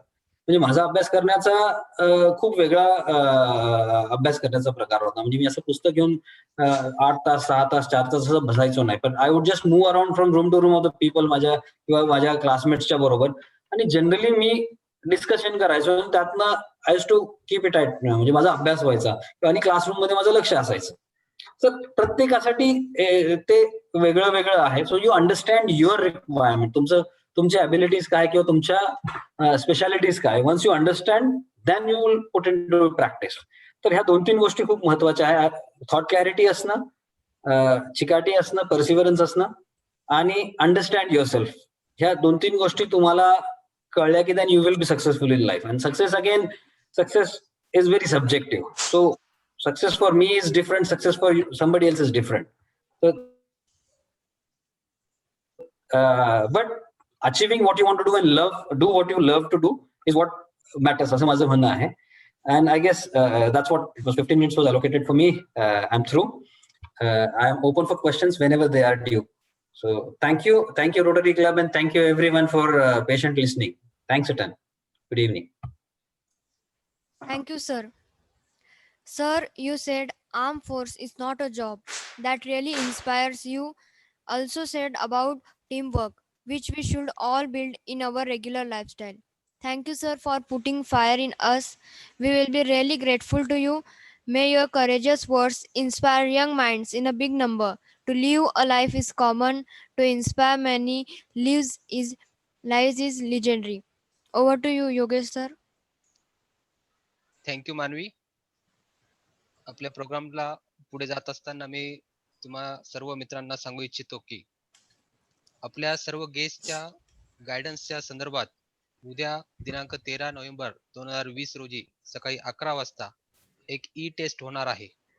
आणि त्या ई टेस्टचे रिझल्ट उद्याच्या प्रोग्राम मध्ये आपल्या गेस्ट तर्फे डिक्लेअर केले जाणार आहेत. त्या ई टेस्टचे प्राइजेस या प्रकारे आहेत. प्रतिभा एंटरप्राइजेस प्रवीण सुलू यांच्या तर्फे 6 गेमिंग हेडफोन्स हे टॉपर्सला दिले जाणार आहेत. त्यानंतर यश कॉम्प्युटर्स तर्फे सी कोडिंग लँग्वेज या कोर्सचे 1000 रुपीजचे गिफ्ट वाउचर हे 6 स्टुडंट्सला दिले जाणार आहेत. आणि प्रियांका खेरनार यांच्यातर्फे त्यांच्या वडिलांच्या स्मृती प्रित्यर्थ गिफ्ट असणार आहे. तरी उद्या सकाळी 11 वाजता ही ई टेस्ट तुम्ही सर्वांनी द्यायची आहे आणि ह्या ई टेस्टची लिंक मी या प्रोग्रामच्या शेवटी तुम्हाला देणार आहे आणि पार्टिसिपंट लिंक्स पण सर्वात शेवटी मिळणार आहे. ओव्हर टू यू मानवी. Thank you, sir. Now let us hear to our next guest. So Vivek, please introduce our guest. Over to you, Vivek.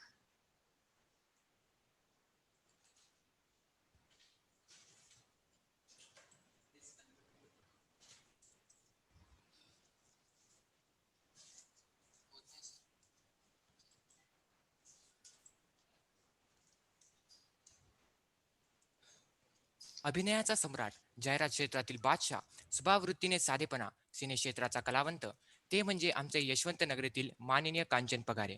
Dramatic entry is needed for mister Kanchan Pagare. He has lived with his dreams of childhood in Satana for 25 years. He is living in the most competitive industry, Bollywood, for 15 years. Being an actor and to live as an actor for long is more challenging, as you need to prove at every step. Be trendy, always give something new, something different. As he rightly believes that a mountain is not higher than your confidence. When you reach on the top, it's under your feet. Very well said. If he had thought that I am from a small town, what can I do? Challenging the tough is what he has learned from his childhood. He has been a part of that industry which demands creativity and presentation to the highest order. Let's listen about him from him. I, Vivek Bhamre from Dodeshwar Public School, request Kanchan Pagare sir to speak his heart out. Thank you very much. Can you all hear me? Yes. Can you all hear me? Yeah. Yes, sir. Okay. Okay. आतापर्यंत आपले Rajput sir असतील किंवा Pawar sir असतील यांनी तुम्हाला करिअरसाठी काय काय करायला हवं त्याचं मार्गक्रमण त्यामधनं करत जायला हवं यातल्या सगळ्या बऱ्याचशा गोष्टी सांगून टाकलेल्या आहेत. आता मी त्या परत रिपीट करत नाही. मी माझ्या करिअरविषयी बऱ्याच जणांना सटाणा वासियांना ऑलरेडी सगळ्याच गोष्टी ऑलरेडी माहितीच असते. Please unmute, sir. Audible? Yes. Okay. तर मी सटाण्यामधनं या क्षेत्रामध्ये कसा आलो यापूर्वी अनेक कार्यक्रमांमधून सांगितलं. तुम्हाला बऱ्याच जणांना ते समजले असेल, माहिती असेल. फक्त एक गोष्ट आहे की ज्या दिवशी आपल्याला विठ्ठलाचं दर्शन घ्यायचं असेल किंवा महालक्ष्मीचं दर्शन घ्यायचं असेल तर आपण काय करतो? आपण आपल्या जिथे राहतो तिथून निघतो आणि विठ्ठलाच्या दर्शनासाठी पंढरपूरला जातो किंवा महालक्ष्मीच्या दर्शनासाठी कोल्हापूरला जातो किंवा सप्तशृंगीच्या दर्शनासाठी आपण वणीला जातो. त्याशिवाय आपल्याला दर्शन होत नाही. लाईक दॅट जर तुम्हाला अभिनयात करिअर करायचं असेल तर अभिनयाची पंढरी मुंबई आहे. तुमच्या घरातनं निघा, मुंबईत या आणि सरळ तुम्ही स्ट्रगलला सुरुवात करा. कोणाचीही वाट न बघता. इथे तुम्हाला कुठलंही गाईड मिळणार नाही, कुठलंही पुस्तक मिळणार नाही, कुठलाही मॅप मिळणार नाही. तुम्ही इथे या, सगळं शोधा आणि त्याप्रमाणे तुम्ही जसं लोकांना या इंडस्ट्रीतल्या लोकांना भेटत जाल तसा तुम्हाला रोज एक नवीन अनुभव येत जाईल आणि त्या अनुभवानुसार तुम्हाला या फील्डमध्ये करिअर करायचं असेल तर तुम्ही आपोआप समृद्ध होत जाल. खरं तर हे फील्ड खूप मोठं आहे. नुसतं अभिनयापुरतं मर्यादित नाहीये. तुम्ही अगदी अकाउंटंट पासून तर फार प्रोड्युसर पर्यंत तुम्ही कुठलीही गोष्ट याच्यामध्ये अडॉप्ट करू शकता आणि त्यामध्ये करिअर घडवू शकता. अगदी प्रोड्युसर होणं सुद्धा हे एक खरं तर करिअरची गोष्ट आहे. कारण एखादा प्रोजेक्ट बनवताना त्यातले खास काळजी, त्यातल्या टेक्निकल गोष्टी सगळ्या समजून घेऊन पैसा योग्य जागी खर्च होतोय, मोडतोय आणि तो पैसा योग्य जागी मोडल्यानंतर त्याचं खरंच चीज झालंय की नाही हा सुद्धा एक अनुभवाचा भाग आहे आणि तो अनुभव म्हणजे तुमचं या क्षेत्रामधलं शिक्षण आहे असं मला वाटतं. अभिनयाचंही तेच आहे की खरं तर प्रत्येकाला टीव्ही बघत असताना बाहेर बसून किंवा सिनेमा बघत असताना थिएटरमध्ये बसून प्रत्येकाला वाटत असतं की समोर जे एखादा ऍक्टर करतोय ते फारच सोपं आहे आणि आपल्यालाही सहज शक्य होऊ शकतं. आणि बरोबर हाच विचार करून बरीचशी मंडळी मुंबईच्या दिशेने प्रयाण करतात आणि मग इकडे आल्यावर नेमकं त्यांना त्यातलं टेक्निकल नॉलेज नसतं आणि मग ते अनेक ठिकाणी फेसतात आणि मग नाराज होतात आणि मग बरेचदा फिल्म इंडस्ट्रीला दूषणं देत ते पुन्हा आपल्या गावी जातात. तर मित्रांनो, सगळ्यात महत्त्वाचं आहे की आतापर्यंत बऱ्याच जणांचा असा विचार होता की फिल्म इंडस्ट्रीमध्ये यायचं तर शिक्षणाची गरज नाही, तर तसं अजिबात नाहीये. मी सायन्स ग्रॅज्युएट आहे, BSc फिजिक्स सटाणातच झालो मी, सटाणा कॉलेजला. तर विच स्किल्स आर इम्पॉर्टंट एक प्रश्न आलेला आहे, तर सांगतो मी, येतो. कृतिकारे प्रश्न विचारलेला आहे. तर सगळ्यात महत्वाचं आहे तुमचं शिक्षण, हे पहिलं स्किल आहे. कारण तुम्हाला समोरचा माणूस काय म्हणतोय, त्याचं म्हणणं काय हे समजून घेण्यासाठी तुमच्याकडे एज्युकेशन असणं खूप गरजेचं आहे. जर ते एज्युकेशन नसेल, ते शिक्षण नसेल, तर तुम्हाला समोरच्याचं बोलणं समजणार नाही आणि मग तिथून तुम्हाला आपल्या क्रिएटिव्हिटीने कुठे पोहोचायचंय, कुठे थांबायचंय, कुठे अर्धविराम घ्यायचा आहे, कुठे पूर्ण विराम घ्यायचा आहे, हे खरं तर कळणार नाही. आता फिल्म इंडस्ट्रीमध्ये वेगवेगळ्या स्ट्रीम्स आहेत. जसं मी सांगितलं की तुम्ही सिंगर होऊ शकता, तुम्ही म्युझिशियन होऊ शकता, तुम्ही ऍक्टर होऊ शकता, तुम्ही एडिटर होऊ शकता, तुम्हाला अगदी चांगला चहा बनवता येत असेल तरी सुद्धा तुम्ही तुमची जर इच्छा असेल तर तुम्ही एखाद्या फिल्मच्या सेटवर फक्त चहाचं एक स्टॉल तुम्हाला प्रोड्युसरकडनं दिलं जातं, कारण तुम्ही खूप चांगला चहा बनवतात चविष्ट, आणि तुम्ही अख्ख्या युनिटला तुमचं नाव माहिती होतं फक्त तुमच्या त्या चहाच्या चवीमुळे. तर इतकं मोठं फील्ड आहे. आता त्याच्या पडद्यामागच्या बऱ्याच गोष्टी आहेत, अजून खूप त्याच्यामध्ये वेगवेगळे करिअर्स आहेत. जसं ऍडव्हर्टायझिंग मधलं एक करिअर आहे, जिकडे तुम्हाला जर वस्तू बनवता येत असतील, वेगवेगळ्या कागदाच्या वस्तू असतील किंवा पेपरच्या वस्तू असतील, तर ते सुद्धा त्याला आम्ही स्टायलिस्ट म्हणतो. तो सुद्धा एक स्टायलिंग मधला प्रकार आहे. तुम्हाला चांगलं जेवण बनवता येत असेल तर ते सुद्धा ऍड्स मध्ये तुम्ही जे जेवण दाखवलं जातं ते तिथे सेटवर बनवलेलं असतं आणि ते तुम्हाला त्या पद्धतीने दाखवलं जातं. सांगतोय मी, स्किल्स बद्दलच सांगतोय.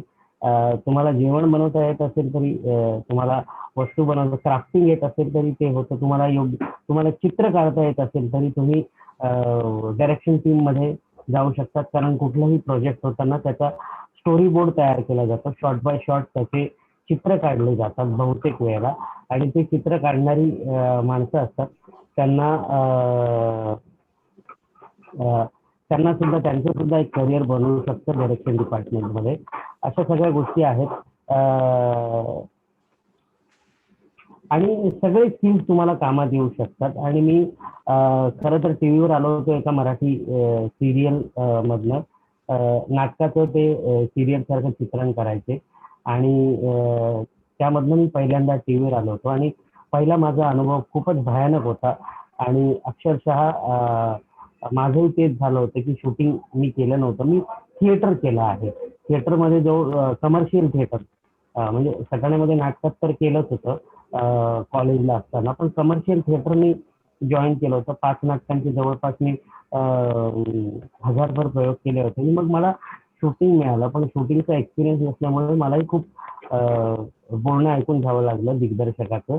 पण त्यानंतर मी नाराज न होता त्या सगळ्या गोष्टी शिकलो, कारण आपल्याला जे समोर चित्र आलेलं असतं, शूट होऊन जे आपल्याला समोर येतं ते खूपच चकाचक असतं. ते त्याच्यावर खूप प्रोसेस झालेले असतात ऑलरेडी. ते प्रोसेस होऊन येतं, त्याच्यामुळे आपल्याला ते फारसं कळत नाही. पण शूटिंगचं वातावरण मात्र हे खूपच रॉ असतं आणि कदाचित ते वातावरण बघून तुमच्या मनात असलेलं ग्लॅमर आणि ते वातावरण हे परस्पर विरोधी असल्यामुळे तुमचा हिरमोड होऊ शकतो आणि म्हणून त्याचा परिणाम तुमच्या कामावर होऊ शकतो. तर मित्रांनो, तुमच्याकडे जे तुमच्या समोर येतं, सिनेमा असो, सिरियल असो, ऍडव्हर्टाईज असो, काही असो, ते अनेक प्रक्रियांमधनं जाऊन आलेलं फायनल प्रोडक्ट असतं आणि ते शूटिंग करताना मात्र तिथे खूपच रॉ वातावरण असतं. ह्या सगळ्या महत्वाच्या गोष्टी आहेत. अभ्यास, खरं तर अभिनयाचा अभ्यास करण्यासाठी कुठलीही पुस्तकं उपलब्ध नाहीयेत. तुम्हाला थोडंसं टेक्निकल नॉलेज घ्यायला लागेल. तुमचं जर शिक्षण योग्य असेल, बरं असेल, तुम्हाला लँग्वेजेस समजत असतील, तर तुम्हाला टेक्निकल गोष्टी, कॅमेराचं नॉलेज असेल ते तुम्हाला काम करता करता मिळेल. बेसिक गोष्ट आहे स्किलमध्ये, अभिनेता होण्यासाठी तुम्हाला अभिनय आला पाहिजे आणि तो योग्य आहे की नाही हेही तुम्हाला तुमच्याकडे स्वतःकडे बघून ते जज करता आलं पाहिजे की मी योग्य करतोय की अयोग्य करतोय. तर एवढं किमान तुम्हाला नॉलेज असणं खूप गरजेचं आहे. ते असेल तर तुम्ही अभिनय क्षेत्रामध्ये करिअर करू शकता. Y you selected this career?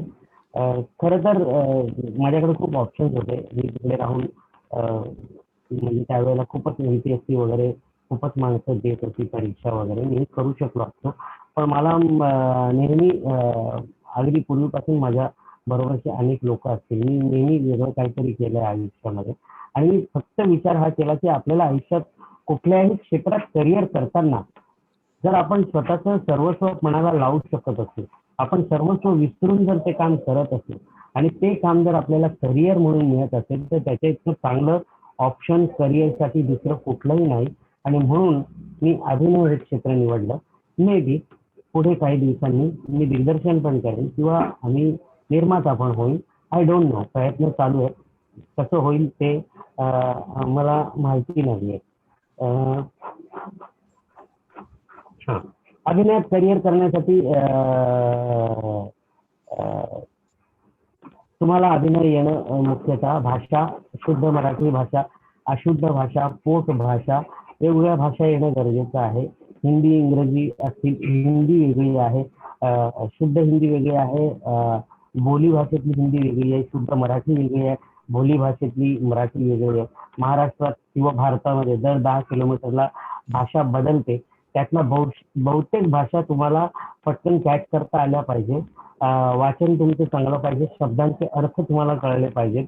आणि ह्या सगळ्या गोष्टी जर तुम्हाला कळत असतील तर तुम्ही क्रिएटिव्ह फील्डमध्ये काम करू शकता. फर्स्ट अटेम्प्ट मी सांगितलेलं आहे. अनेक गोष्टी आहेत. प्रश्न कोणी वाचेल का? माझे काहीतरी स्किप झाले असतील. सर ऍक्च्युली तुमचा गायडन्स झाल्यानंतर आपण तिघांना कॉमनली क्वेश्चन विचारणार आहोत. तुमचं काय गायडन्स असेल तर होऊ द्या, मग एंडला आपण सर्वांचे क्वेश्चन घेऊ. तर फक्त सगळ्यात महत्वाचं आहे कुठल्याही फील्डमध्ये कॉन्फिडन्स. तुम्हाला कॉन्फिडन्स असणं खूप गरजेचं आहे. कारण तुम्ही जेव्हा अभिनय करत असतात त्यावेळेला ऍब्सोल्युटली तुमच्या समोर सगळे अनोळखी माणसं असतात आणि ती माणसं म्हणजे दगडाच्या मातीच्या भिंती आहेत असं समजून जर तुम्ही परफॉर्म केलं, तुम्ही तुमच्या स्वतःवर कॉन्फिडन्स करून परफॉर्म केलं, तर मला असं वाटतं तुमचं काम अतिशय योग्य होतं. आणि बहुतेक वेळेला काय होतं ना की अभिनय हा दुसऱ्यांच्या आनंदासाठी करायचा असतो असं खूप लोकांना वाटतं की आपलं काम बघून दुसऱ्याला आनंद झाला पाहिजे किंवा जे काय आपण पोचवतो, दुःख पोचवतो ते दुःख झालं पाहिजे असं नाहीये. काम आपण आपल्या स्वतःच्या आनंदासाठी केलं पाहिजे.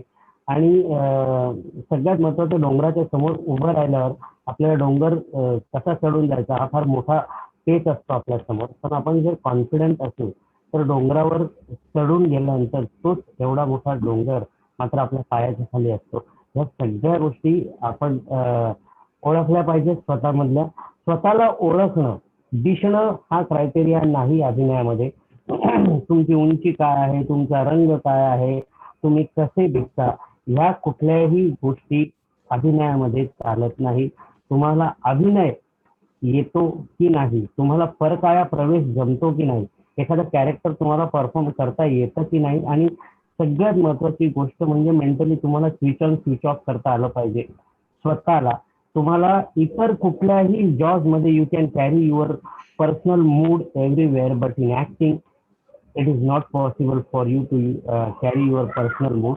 तुम्हाला तिकडे जाऊन काय मूडचं काम मिळणार आहे याच्यासाठी तुम्ही तेवढं मेंटली लवचिक असणं गरजेचं आहे.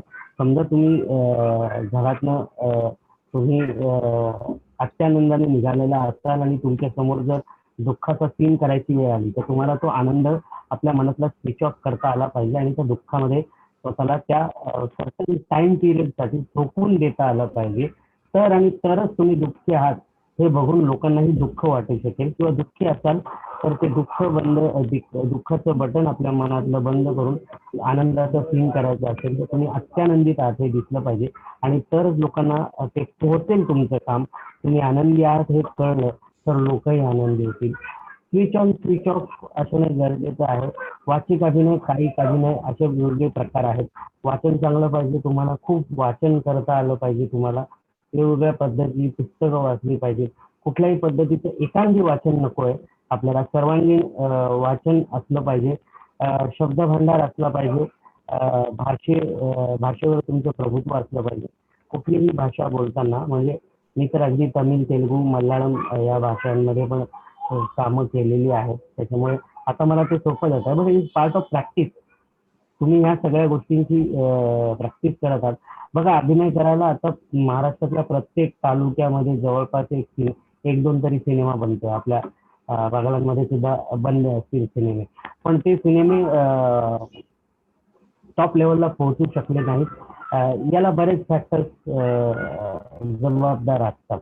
तर आपण कुठल्या लेवलला, कुठल्या स्टँडर्डला आपण स्वतःला नेऊन ठेवायचं क्रिएटिव्ह फील्डमध्ये हे आपल्या स्वतःशिवाय दुसरं कोणीही ठरवू शकत नाही.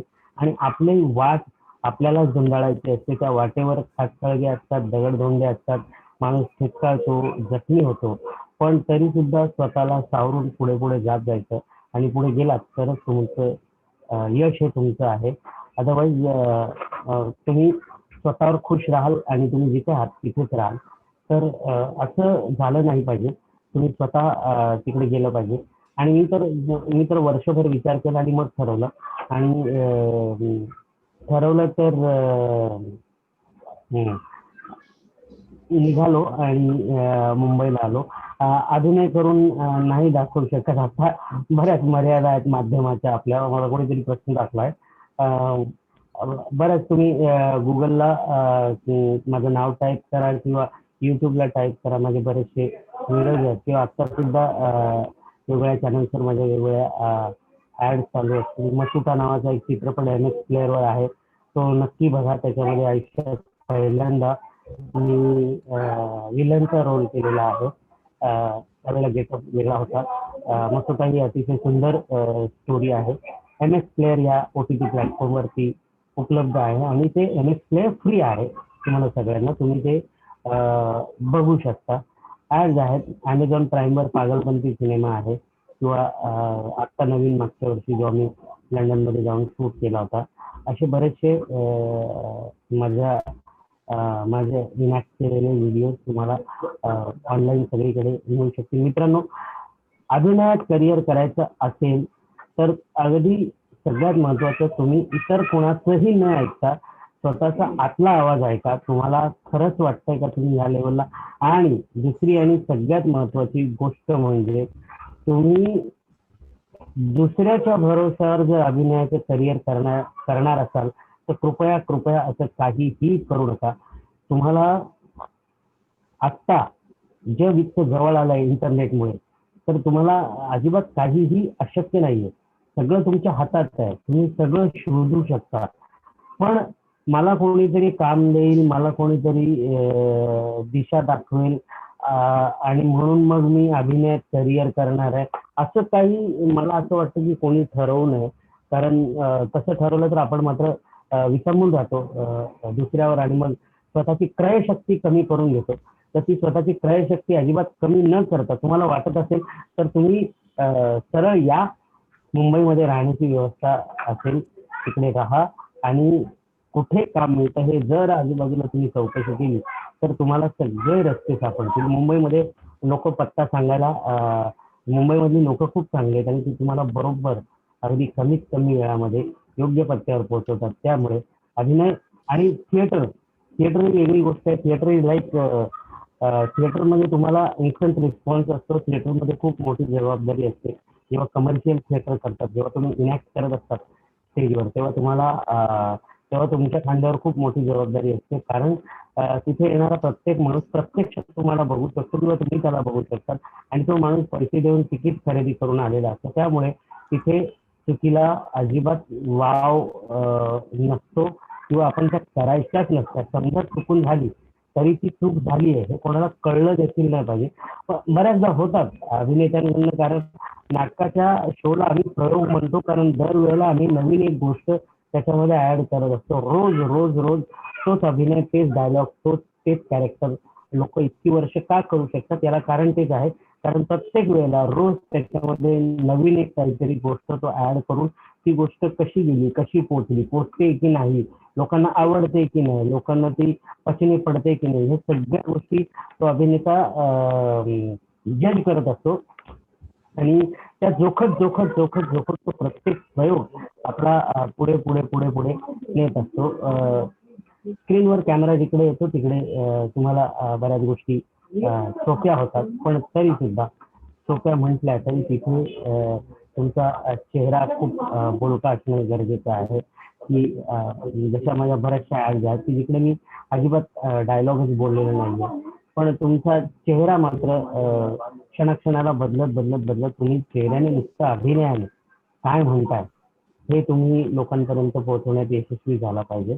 आणि सिनेमा हे खूप अजून एक मोठं माध्यम आहे. सिरियलमध्ये तुमच्या स्क्रीनला डेप्थ कमी असते, पण सिनेमामध्ये मात्र ती खूप मोठी डेप्थ असते आणि that is called 3D picture, की तुमच्या आजूबाजूला आणि रिअल टाइम तुम्ही काय दिसताय, कसे दिसताय, रिअल टाइम रिअल मेकअप तुम्ही तिथे असता फिल्ममध्ये. त्यामुळे ते त्याचं एक वेगळं चॅलेंज आहे, सिरियलचं एक वेगळं चॅलेंज आहे. सिरियलमध्ये तुमचं पाठांतर, नाटकात पण तुमचं पाठांतर आणि प्रत्यक्ष अभिनय ह्या सगळ्या गोष्टी आहेत. आता एक नवीन आणखीन एक करिअरची वाट आली आहे, ते म्हणजे OTT प्लॅटफॉर्मवर येणाऱ्या वेब सिरीज. तर त्या वेब सिरीजमध्ये ही वेगळं काही नाहीये. तुम्हाला म्हणजे माध्यम कुठलंही असो, बेसिक गोष्ट ही आहे की तुम्हाला अभिनय करता आला पाहिजे. तुम्हाला तो मेकअप, तो ड्रेस, तो सगळा गेटअप तुम्हाला कॅरी करून तुम्ही आज तुम्ही 5 वर्षाची बुद्धी असलेल्या मुलाचा अभिनय तुम्हाला करता आला पाहिजे, तर उद्या 70-80 वर्षाच्या म्हाताऱ्याच्या प्रगल्भ माणसाचा अभिनय सुद्धा तुम्हाला करता आला पाहिजे. आणि त्यासाठी तुम्ही मेंटली खूप लवचिक असणं गरजेचं आहे. अनेक गोष्टी आहेत, पण मला असं वाटतं की आपल्याकडे वेळेच्या खूप मर्यादा आहेत आणि म्हणून पण मी ह्या सगळ्या बेसिक गोष्टी सांगितल्या आहेत तुम्हाला. ह्या गोष्टींवर तुम्ही तुमचं करिअर, ऍटलिस्ट तुम्ही त्या करिअरकडे बघायला तरी सुरुवात करू शकता. फक्त एकच गोष्ट लक्षात ठेवा मित्रांनो, ज्या दिवशी कॅमेरा सुरू होतो, ज्या वेळेला कॅमेरा सुरू होतो फील्डवरती, त्यावेळेला त्या प्रोड्युसरचे कॅमेरा जसा चालू होतो तसे प्रोड्युसरचे पैसे तिकडे जळायला लागतात, खर्च व्हायला लागतात. त्यामुळे तुमची जबाबदारी घेऊन तुम्हाला कोणीही या फील्डमध्ये कधीच काम नाही देणार. जोपर्यंत तुमचं काम कोणी बघितलेलं नाहीये तोपर्यंत. अगदीच तुमची ओळख असेल तर फुकट तुम्हाला उभं करतील, पण पैसे देऊन शक्यतोवर तुम्हाला तुमचं काम बघितल्याशिवाय तुम्हाला कोणीही काम देणार नाही. आणि सगळ्यात महत्वाची गोष्ट, पैसे देऊन कामं होतात ती आपण ऐकतो की ह्या ठिकाणी पैसे भरले तर त्याला हे काम मिळालं, ते काम मिळालं. ते फिल्म इंडस्ट्रीमध्ये तसं होत नाही. फिल्म इंडस्ट्रीमध्ये लाईक असं असतं की आपल्या घरी जर प्लंबर आला तर आपण प्लंबर काम करतो आपल्या घरात, समजा नळ दुरुस्त केला तर प्लंबर आपल्याला पैसे देत नाही, आपल्याला त्याला पैसे द्यायला लागतात. तर त्याच पद्धतीने फिल्म इंडस्ट्रीमध्ये जर तुमच्याकडे कोणी पैसे मागत असेल आणि मी तुला काम देतो असं जर सांगत असेल तर आधी त्या माणसापासून लांब जा, कारण तो माणूस तुम्हाला 200% सांगतो फसवणार आहे. कुठलाही रुटीन ही आहे की आपण काम केलं की आपल्याला पैसे मिळायला हवे. हे एक बेसिक गोष्ट लक्षात ठेवा. पैसे देऊन काम मिळत नाही. पैसे देऊन काम मिळणारे क्षेत्र वेगळे, फिल्म इंडस्ट्री नव्हे ते. तर त्यामुळे इकडे पैसे भरून तुम्हाला कोणती एजन्सी काय सांगत असेल तर तुम्ही त्यांच्या नादाला लागू नका, कुठेही पैसे भरू नका. काम तुम्हाला जमत असेल तर काम नक्की येईल. जिथे ज्या ठिकाणी आज तुम्ही जे करताय अभिनयासाठी ते करत राहा. तुम्हाला त्यातून दिशा मिळत राहतील आणि त्या दिशेने योग्य वाटचाल केली तर मला असं वाटतं की यश तुमच्या हातात यायला वेळ लागणार नाही. Thank you very much rotary club of Satana. मला आज तुम्ही या सेशनमध्ये इन्व्हाइट केलं आणि सगळे यंगस्टर्स माझे मित्रमैत्रिणी इथे बसलेले आहेत. त्यांचे खरं तर खूप प्रश्न आहेत आणि मला खूप खरं तर मी I am very glad to share my experiences with them. पण वेळेच्या मर्यादा आहेत. आता आपण प्रश्न घेऊ शकतो. Thank you very much. Thank you very much. Thank you, sir. Dhanyawad. A very aspiring speech is given by you. Thanks for the support you have shown for your hometown juniors. Over to you, Yogesh sir. Thank you मानवी. Question answer सेशनच्या करता जात असताना मी उद्याचे गेस्टची तुम्हाला ओळख करून देतोय की उद्या आपल्याबरोबर असणार आहेत सुबोध जगताप, जे अमेरिकेमध्ये व्यवस्थित एका कंपनीमध्ये जॉईन होते, पण त्यांना आपल्या देशाची ओढ झाली. त्यांनी जे नॉलेज शिकले ते नॉलेज च्या आधारावर इतरांना ते जॉब देऊ शकतात असं त्यांना वाटलं आणि ते US येऊन परत एकदा आपल्या इंडियात आले. स्वदेश पिक्चरच्या मूवी सारखं त्यांना जाणीव झाली की पुन्हा एकदा इंडियात येऊन आपल्या देशासाठी काही करावं आणि ते इंडियामध्ये आले आणि त्यांनी त्यांची ओन कंपनी स्थापन केली आणि इतर लोकांना त्यांनी जॉब्स दिले. त्याबद्दल उद्या आपल्याबरोबर ते त्यांचं नॉलेज शेअर करायला येणार आहेत. तर पुन्हा एकदा उद्या 8:30 वाजता आपला याच प्लॅटफॉर्मवर भेटायचे. आज थोडस आपल्या टेक्निकल प्रॉब्लेममुळे काही जणांना मीटिंग जॉईन करता आली नाही, पण उद्या तो प्रॉब्लेम सॉल्व्ह होईल आणि उद्या आपल्या टेस्टचा रिझल्ट पण उद्याच्या आपल्या कार्यक्रमात होणार आहे. मी श्रुती मॅडमांना विनंती करतो की क्वेश्चन आन्सर सेशन घ्यायचंय. Over to you Shruti ma'am.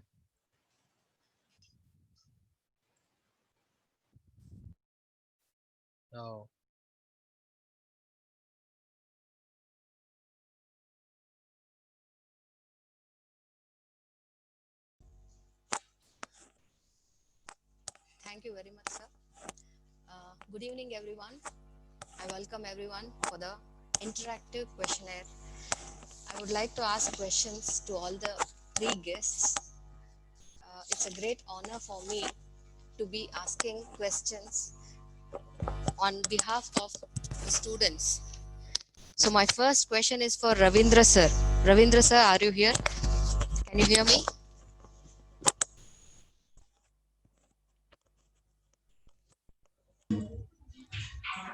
Yes, Okay, yes, sir. I can hear you. Yes, sir. Thank you. What are the big challenges you faced while studying being a collector? It's asked by Kritika. Yeah. I think she expects challenges in studies or while working in collectorate. Both, actually. Oh. मी मगाशी जे विस्ताराने सांगितलं ना की स्वतःवरचा विश्वास मी यश मिळवणार आहेच हा कायम ठेवून अभ्यास केला. चॅलेंज म्हणजे काय होतं, एका सर्टन स्टेजला जेव्हा अपेक्षित यश मिळत नाही आपल्याला, एखादी प्रिलिम्स किंवा मेन्स आपण पास होत नाही, मग थोडंसं सेल्फ फ्रस्ट्रेशन यायला लागतं की मी एवढा प्रयत्न करतोय पण मला यश मिळत नाही. ते ओव्हरकम करणं हे सगळ्यात मोठं हर्डल आहे. आणि वर्किंग बद्दल एक सांगताना एक छोटेसे 2 किस्से सांगतो फक्त, त्यातनं बरंच बिटवीन द लाईन्स आपण जे म्हणतो ते लक्षात येईल. 1991च्या दरम्यान मोवाडला एक मोठा फ्लड आला होता आणि तिकडे पूर आहे म्हणून नदी पात्रामध्ये पाणी सोडलेलं होतं आणि अमरावती जिल्ह्यातल्या मोर्शी तालुक्यातला अप्पर वर्धा प्रोजेक्ट जो आहे तो ओव्हरफ्लड झाला होता आणि अशी कंडिशन निर्माण झाली होती की काही वेळात, काही तासांमध्ये जर या अप्पर वर्धातलं पाणी नदी पात्रात सोडलं नाही तर कदाचित ते डॅमची वॉल ब्रेक होऊन मोठा हवाक झाला असता. आणि या पूर परिस्थितीमध्ये, वादळी स्थितीमध्ये अमरावती जिल्ह्यातला विद्युत पुरवठा बंद होता. त्यामुळे त्या अप्पर वर्धाच्या डॅमची गेट्स ओपन करणं शक्य होत नव्हतं. जर रुटीन प्रॅक्टिस किंवा प्रशासकीय कार्यपद्धती वापरली असती तर बाजूच्या जिल्ह्यातनं इलेक्ट्रिसिटी आणणं हे थोडंसं हरक्युलन टास्क होतं.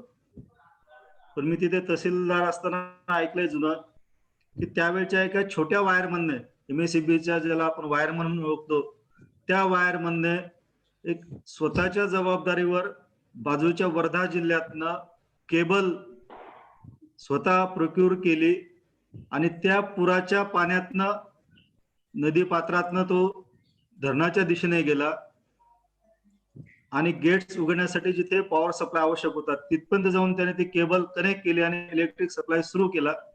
गेट्स ओपन झाली. टप्प्याटप्प्याने गेट्स उघडावे लागतात. ज्यांना डॅमचं मॅनेजमेंट बघायला मिळालं असेल त्यांना कळेल. ते टप्प्याटप्प्याने गेट्स उघडल्यानंतर अप्पर वर्धा डॅमचं पाणी कमी झालं, बाजूच्या गावात शिरलं वगैरे, परंतु जो मोठा एक संभाव्य धोका होता पूर्ण जिल्ह्याला तो टळला. एवढं मोठं चांगलं काम त्याने केलं. ही घटना 1991ची आणि साधारणतः त्याच्यानंतर 11 वर्षांनी मी तिथे तहसीलदार म्हणून जॉईन झालो होतो. त्यावेळी पाहतो त्याला साधं कोणत्या स्तरावरनं सन्मानपत्र किंवा गौरव सुद्धा केलेला नव्हता. तो एक साधा वायरमन होता, परंतु त्या साध्या वायरमनने त्यावेळी जे प्रसंगावधान राखलं, वेळेवर वर्धा जिल्ह्यातनं इलेक्ट्रिक सप्लाय डॅमवर नेला, ती गेट्स ओपन झाली, त्यामुळे पुढचा संभाव्य धोका टळला. असं प्रसंगावधान राखल्यानंतर सुद्धा आपल्याला जे वाटतं जनरली आपण काहीतरी केल्यानंतर अचिव्हमेंट मिळाली की अप्रिसिएशन असलं पाहिजे, पण it is not expected and generally it is seldom seen in while working in administration. Your work, your achievement is appreciated by public also. आता अलीकडच्या काळात तरी सोशल मीडियाचा एक पॉझिटिव्ह आउटकम असं समजावं लागेल की अशा काही गोष्टी घडल्या तर नाही कोणी दखल घेतली तर किमान सोशल मीडिया तरी दखल घेतो. आणि काम करताना येणाऱ्या अडचणींवर माझं वैयक्तिक एकच सल्ला आणि एकच म्हणणं आहे की तुमचा डाटाबेस, नॉलेज बेस जर स्ट्रॉंग असेल तर तुम्ही सगळ्या अडचणींवर मात करू शकता. प्रशासनात काम करताना ज्या पदावर तुम्ही काम करताय त्या पदाच्या अनुषंगिक जी काही लेजिस्लेशन्स असतील, त्यातले कायदे असतील, नियम असतील, शासनाचे काही स्थायी आदेश असतील, हे सर्व तुम्हाला परफेक्ट माहीत असतील, तुमचा व्ह्यू क्लिअर असेल तर तुम्हाला आलेल्या कोणत्याही अडचणीवर तुम्ही चांगल्या पद्धतीने मार्ग काढू शकता. याचा एक दुसरं एक उदाहरण सांगतो. मी एका स्टेशनला तहसीलदार म्हणून काम करत होतो. ते व्यक्तिवाचक उल्लेख करणं योग्य नाही म्हणून नावं सांगत नाही, पण त्या स्टेशनमध्ये त्यावेळेस राज्यातला सत्ताधारी पक्ष केंद्रात विपक्ष होता आणि केंद्रातला सत्ताधारी पक्ष राज्यात विपक्ष होता. आणि अशा पक्षाचे राज्याचे प्रमुख त्या मतदारसंघामध्ये होते, पक्षाध्यक्ष, स्ट्रॉंग पॉलिटिशियन्स होते. परंतु काम करत असताना एक साधारणतः सर्वांना असं वाटतं की शासन बदललं की शासनाला अनुकूल अधिकारी वगैरे नेमले जातात. अर्थात प्रशासकीय यंत्रणा जी आहे ती अंमलबजावणी करणारी यंत्रणा आहे.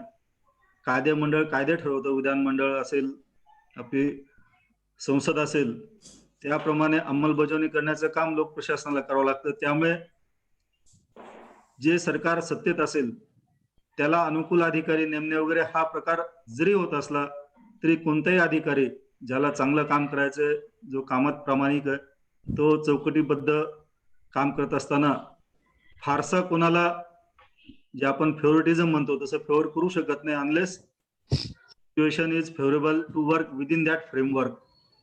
असं असताना त्यावेळेस तुंबळ राजकीय युद्धामध्ये ते प्रदेशाध्यक्ष म्हणायचे की हा तहसीलदार ठीक आहे, सत्ताधारी आमदाराचा आहे असं म्हणतात, माझं काही गोष्टी ऐकत नाही इथपर्यंत मी समजू शकतो, पण तो त्याचंही ऐकत नाही, त्याला जे योग्य वाटेल तेच काम तो त्याच्या पद्धतीने करतो. म्हणजे तुमच्याबद्दल, तुमच्या कार्यशैलीबद्दल, तुम्हाला तुमच्या विषयातल्या असलेल्या ज्ञानाबद्दल, तुम्ही तुमची लेखणी कशी चालवता त्याबद्दल एकदा तुमची जी इमेज तयार होते त्या इमेज प्रमाणे तुम्हाला संभाव्य अडचणी उद्भवू शकतात किंवा त्या अडचणींवर कशी मात करायची हे तुम्ही ठरवू शकता.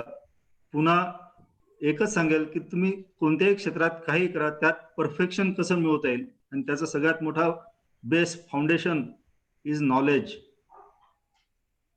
जसं अभिनय क्षेत्रातले बरेचसे पैलू उलगडून सांगताना पगारेजींनी सांगितलं की अभिनय शिकण्यासाठी काही अशी औपचारिक पुस्तकं नाहीत किंवा असं फ्रेमवर्क नाही आहे. तशा काही इन्स्टिट्यूट्स आहेत फिल्म्स बद्दल सांगणाऱ्या, पण त्या तांत्रिक बाबी झाल्या. पण तो जसा मुळात नाही यावा लागतो, तसंच तुम्ही प्रशासनात किंवा कोणत्याही करिअरमध्ये काम करत असताना, इव्हन तुम्ही चांगले किराणा व्यापारी जर असाल तर कमोडिटी मार्केटचं तुम्हाला चांगलं ज्ञान असलं पाहिजे. आपल्या स्थानिक भागामध्ये त्या किराणा आणि भुसार मालापैकी कोणत्या आयटम्सला कशी डिमांड असणार आहे, त्या डिमांड सप्लायचा अभ्यास करून तुम्ही व्यवसाय केला तरच त्यात तुम्ही चांगले यशस्वी व्हाल. ढोबळ मनाने जर सांगायचं झालं तर मुख्य म्हणजे तुमचं ज्ञान, knowledge, strong database of knowledge is most primary thing to achieve success in any field. आता एक प्रश्न दिसतोय की what is your suggestion or advice to young generation while preparing for competitive exams? हा जो प्रश्न विचारलाय ना, त्या प्रश्नातच त्याचं थोडंसं उत्तर आहे. तुम्ही परीक्षार्थी म्हणून जर बघाल तर परीक्षा म्हणून तिचे जे जमलेले प्रिलिम्स, मेन्स चे जे स्ट्रक्चर्स आहेत, अगदी युनिट वाईज तुम्ही कॉन्सन्ट्रेट कराल, चांगली मेहनत घ्याल, परम्युटेशन कॉम्बिनेशन्स विचारात घ्याल, पाठीमागचे क्वेश्चन सेट्स वगैरे बघून, तर तेवढं करून सुद्धा तुम्ही ती परीक्षा पास होऊ शकता.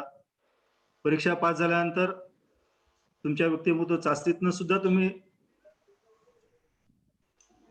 तुमची निवड होऊन रुजू होऊ शकता. परंतु खरंच तुम्ही त्या पद्धतीने निवडून आल्यानंतर तुम्हाला अपेक्षित काम करू शकता का, याचं एक अनालिसिस स्वतः करून घ्या. कोणती परीक्षा पास होणं, त्या परीक्षेचं तंत्र जर जमलं तुम्हाला तर परीक्षा पास होता येईल.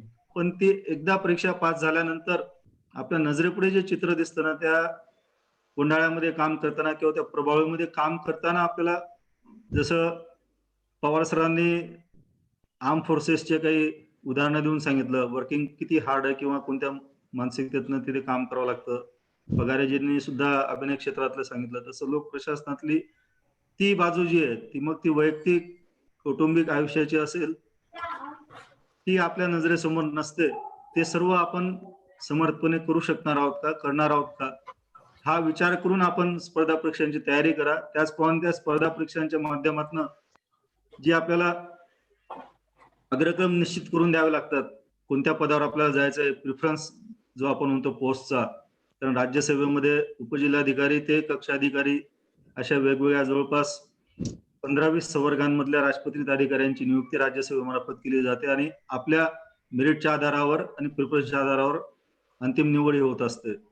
तर हे प्रिफरन्स देताना सुद्धा आपली मानसिकता कशी आहे, आपल्याला जे ग्रामीण भाषेत जे म्हणतो, आपल्याला कोणती गोष्ट अंगावर घ्यायची सवय असेल, ती तयारी असेल तर मग नक्कीच आपण पोलीस, महसूल प्रशासन किंवा मुख्याधिकारी, नगर परिषद अशी जिथे जनसंपर्क जास्त आहे अशी क्षेत्र निवडू शकता. परंतु Okay, sir. आपल्याला जर Thank you so much. You rightly said, be a perfectionist. That's important. Yes, yes. Whatever you are, wherever you are. Thank you so much for the suggestion. My next question is to Jayant, sir. Which entry is tougher, NDA or SSB? Question by Dr. Prasad Sonone. I guess there's all of them are equal. सगळ्या सारख्याच असतात because they test you for the similar characteristics. तुमचे जे psychology आहे किंवा तुमची ability काय आहे, तर सगळ्या टेस्ट त्याच असतात. None of them is either better और one of them is bad. सगळ्या इक्वल आहेत, the same. Okay, sir. Thank you so much. My next question is for Kanchan, sir. Are you here, sir? विचारा तुम्ही. Okay. Sir, it is by Anjali. If I want to take up acting as career, what can I do after 10th standard? मी आधीच सांगितलंय की आता तुमच्या समोर खरं तर शिक्षण आहे. 10वी मध्ये तुम्ही विचार करताय ही खूपच महत्वाची गोष्ट आहे. आणि पण 10वी मध्ये 10वी नंतर समजा तुम्ही सगळं स्किप केलं शिक्षण आणि उद्या तुम्ही अभिनय क्षेत्रात आला तर इथली टेक्निकल लँग्वेज समजण्यासाठी तुमची बौद्धिक पातळी तेवढी साऊंड आहे का? तर याचं उत्तर आहे सगळीकडनं नाही असं मिळतं. त्याच्यामुळे काय आहे की तुम्ही तुमचे जी आवड आहे ती अभ्यास करता करता तुम्ही जपायला शिका. आता तुम्ही शाळेत आहात, 10वीची एक्झाम आहे, 1 वर्ष स्किप करा, अभ्यासावर कॉन्सन्ट्रेट करा थोडं. बरं काय आहे की इकडे कोणी तुम्हाला अभिनयामध्ये तुम्हाला कुठलंही सर्टिफिकेट विचारत नाही की बाबा तू कास्ट सर्टिफिकेट असेल किंवा मार्कशीट असेल असं कोणीही विचारत नाही. तिथे तुम्ही स्वतःचं मार्केटिंग करत असतात की तुम्हाला अभिनय येतोय की नाही. तुम्हाला ABCDEF ही जे स्क्रिप्ट दिलेली असेल आणि या क्रमाने असेल तर ती स्क्रिप्ट तुम्ही ABCDFZY अशी करून दाखवता आली पाहिजे तुम्हाला. आणि तरी सुद्धा तिच्या राईट कन्क्लुजनला तुम्हाला ती गोष्ट पोहोचवता आली पाहिजे. त्याची पद्धत तुम्ही वेगवेगळ्या पद्धतीने 4 पद्धतीने एकच गोष्ट तुम्हाला जमली पाहिजे करायला. तेवढंच बघितलं वाटतं. पण मला असं वाटतं की शिक्षण, मी मगाशी म्हणणार होतो सर की शिक्षण खूप महत्वाचं आहे की त्याच्यामुळे ना आपली समजण्याची ॲबिलिटी वाढते. कुठल्याही फील्ड कुठलंही असू दे, आपली समजण्याची ॲबिलिटीज नसेल तर मग आपण काय क्रिएट करणार आहोत, हा सगळ्यात महत्वाचा प्रश्न येतो. जर आपण समजून घेऊ शकतो, एक गोष्ट 10 दिशांनी आपण मांडू शकतो किंवा 10 पद्धतीने आपण ती कोणाला सांगू शकतो, ही ॲबिलिटी आपल्याला शिक्षणाशिवाय येत नाही. त्याच्यामुळे बेसिक आहे शिक्षण तर सुरूच ठेवा, पण अभिनय बघणं हा सुद्धा एक अभ्यासच आहे. अभिनय बघा, वेगवेगळ्या क्षेत्रातल्या चांगल्या अभिनेत्यांचे सिनेमे बघा. आता तर काय तुम्ही जगातल्या कुठल्याही भाषेतले कुठल्याही देशातले सिनेमे बघू शकतात आणि try to explain that role, that character to yourself, की तुम्ही त्यातलं काय समजलात आणि तुम्ही स्वतःलाच प्रश्न विचारून त्या प्रश्नांची उत्तरं तुमच्याकडनं काय येत आहेत. मग परत तोच प्रश्न तुम्ही 4 महिन्यांनी परत स्वतःला विचारा, पुन्हा ती फिल्म बघून पुन्हा तुम्ही तो प्रश्न विचारा. पण 4 महिन्यात आजची उत्तर आणि 4 महिन्यानंतरची उत्तरं किंवा 6 महिन्यानंतरची उत्तरं जर वेगळी असतील तर मात्र तुम्ही क्रिएटिव्ह फील्डमध्ये येण्याच्या लायकीचे आहात. पण त्याआधी तुमचं बेसिक शिक्षण पूर्णत्वास नेणं अतिशय गरजेचं आहे. Yes, sir. Rightly said. Thank you so much. That Thank you. basic education is important. You have to watch and observe. So my question is to you again, Sir Kanchan sir. Who is Okay. your idol? Question by Soham.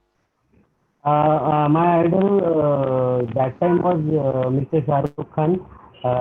Nowadays, I am having idols from world cinema like Danny DeVito is a very fine actor. Leonardo DiCaprio is also a fine actor. These actors are also from Hollywood, but जेव्हा मी ठरवलं होतं की मला career करायचं तर शाहरुख खान यासाठी म्हणतो मी की शाहरुख खान ही आपल्यासारख्या सामान्य कुटुंबातून आलेला मुलगा आहे आणि त्याने त्या सगळ्या स्टेजेस पार केल्या जे एका ऍक्टरला नॉन स्टार फील्डला त्या स्टेजवरनं घ्यायला लागते. त्या स्टेजवरनं जात तो एवढा मोठा भारतातला स्टार झाला किंवा मी असं म्हणेन की जगभरातला एक मोठा स्टार झाला. Yes, sir. We were all fans of Shah Rukh Khan, no doubt. So thank you, sir. My next question is for Jayant sir. Jayant sir, NDA exam is not there for girls. That is what they think. So which exam is there for girls instead of NDA? Few girls have asked what is the option to join army for girls and all. Joining army, ladies have the option of appearing for SSB. Once the notification is taken out by UPSC, twice a year ते notification काढत असतात. पण हे graduation नंतरचं आहे. Post 10th किंवा 10th नंतर army officer साठी कुठलंच ओपनिंग नाहीये, not even for main. It is post 12th only. NDA is post 12th. For ladies, it's only after graduation. After they complete their either they can complete their regular graduation or they can complete their technical branch through technical branch. So it's post graduation one can apply through SSB, and then once the individual clears the SSB, one gets to join OTA, Officers Training Academy, for training. which is of 11 months, 11 महिन्यांचं training असतं. त्यानंतर मग one gets commissioned into the armed forces, in army specifically. Okay, sir. Thank you so much. I hope they've got their answers. My next question is for Ravindra sir by Harshada. Which graduation degree is best for UPSC? BA Economics or BSc Agriculture? Any degree is best. Okay. Any degree. degree, you can choose any degree. That will be good. Okay. Thank you, sir. My next question is for Jayant sir again. Sir, Dr. Prasad sir is a fan of you. I think he missed joining army. He's a doctor. He has so many questions. Okay. Please narrate about territory army. Is there any entry for doctors? He really missed joining army, I feel. Is there any entry for doctors? And please narrate about territory army. He's asking. Territorial army is one can go for 2 months of service with the armed forces. Anybody from any profession with any background can do that thing. 2 months in a year. There's an age limit to that. 35 years is the age limit. Before that, one has to apply for territorial army. Once you're there, then you can in a year you can join for 2 months. So it is open for everybody, any profession. You have to undergo basic training of about 6 months in Officers Training Academy, and then you're inducted. Okay, there's another similar question. Other than 3 wings, who all can apply? And you, as you said, they have anyone can apply. Any course person can apply. Should they be also fit physically, and should they undergo full army training? Yes, they have to undergo, though with slightly lesser norms, but they have to undergo physical training as well. Yes. Okay. Thank you so much, sir. Thank you, sir. My next question is to Kanchan, sir. Okay, what according to you is success? This question is for all the 3. This question is by Manvi. What according to you is success? Let us listen from Ravindra sir first. No, first Kanchan sir is unmute, sir. Okay, Kanchan, we can listen from Kanchan sir. What according to you is success? मला असं वाटतं ना की आयुष्य जगणं हे खूप महत्वाचं आहे ढकलण्यापेक्षा. आयुष्य ढकलण्यापेक्षा आयुष्य जगणं खूप महत्वाचं आहे. आणि जगणं केव्हा होतं, जेव्हा तुम्ही तुमच्या आवडीची गोष्ट करिअर म्हणून निवडत असाल. तुम्ही तुमच्या आवडीची गोष्ट जर करिअर म्हणून निवडली असेल तर मला असं वाटतं की त्याच्यासारखं दुसरं यश नाहीये. त्या करिअर मध्ये तुम्ही 100% तुम्हाला यशच मिळणार आहे, अपयश कधीच मिळणार नाही. माझ्यासाठी यशाची हीच वाट आहे. Okay, sir. Thank you. Jayant sir, are you here? Can you answer this? What according to you is success? Success, as I said, is defined for everybody. Success is different being, you know. म्हणजे लहान मुलाला पहिलं पाऊल टाकणं is a success. I mean, he's achieved something in his life. So it's very subjective. But according to me, it says that you are doing the right causes. You are in the right frame of mind and you are happy. Happiness. Everybody आपण प्रत्येक गोष्ट कशासाठी करत असतो? आनंदासाठी करत असतो. की मला हे पाहिजे ते पाहिजे, कुठलीही गोष्ट आनंदासाठी असते. So what you are doing, if you are enjoying it and you're happy, all your near and dear ones are there with you, I believe that's success for me. Thank you. Over to you, Ravindra sir.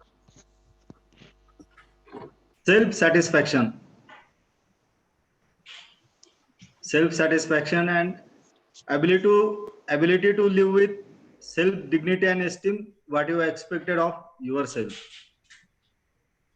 Thank you.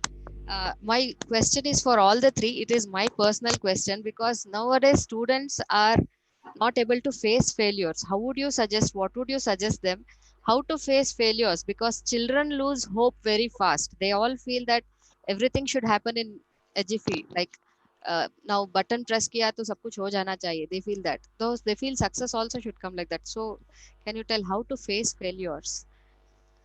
There is Ravindra no sir. shortcut for any success. That is the crux of the thing. Yeah. Everybody looks after a shortcut or a immediate delivery type of things. That never happens actually. Yes, Jayant sir. I believe is what we as parents, our generation, because if we understand our generation, our parents instilled those value systems within us, patience, sagana, respect everybody, and then you'll get things as you grow. So as of now today, that's what is missing, I believe, because in this age of social media, everything is instant, instant noodles. So, and that's what we need to instill those value systems in our children, in our budding youngsters, because things are not easy. As Rajput sir said, it doesn't happen overnight.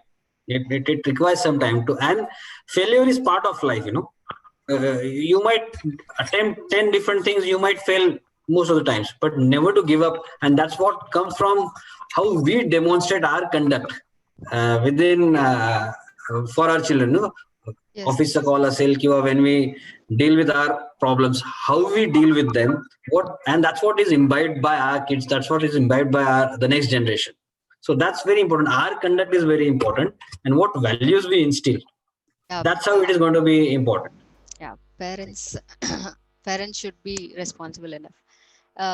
Yes, over to you, Kanchan sir. See, what I think, if you are carrying the loads of others' expectation, you will feel a lot of burden being unsuccess. So आधी ते तुमच्या मनातनं काढून टाका. दुसऱ्यांच्या अपेक्षांचं ओझं तुम्ही डोक्यावर घेऊन चालू नका. पहिली गोष्ट ही आहे.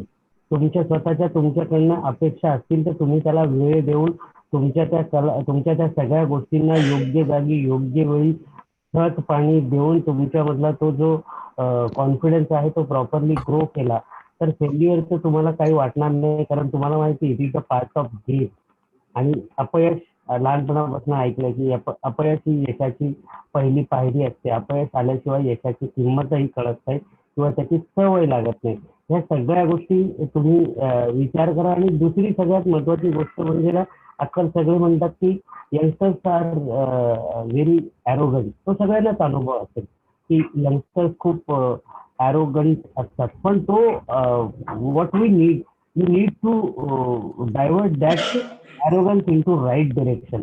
जर त्याला योग्य दिशा मिळाली त्या ॲरोगन्सला तर त्यांच्या करिअरला एक एनर्जी मिळून त्यांचं त्यांना सक्सेस मिळणं मला असं वाटतं की अधिक सोपं होईल. तर ते ॲज अ पॅरेंट सगळ्यांनी केलं पाहिजे. पण आणि सगळ्यात महत्वाची गोष्ट की संवाद, आई वडिलांचा मुलाशी संवाद खूप गरजेचा आहे.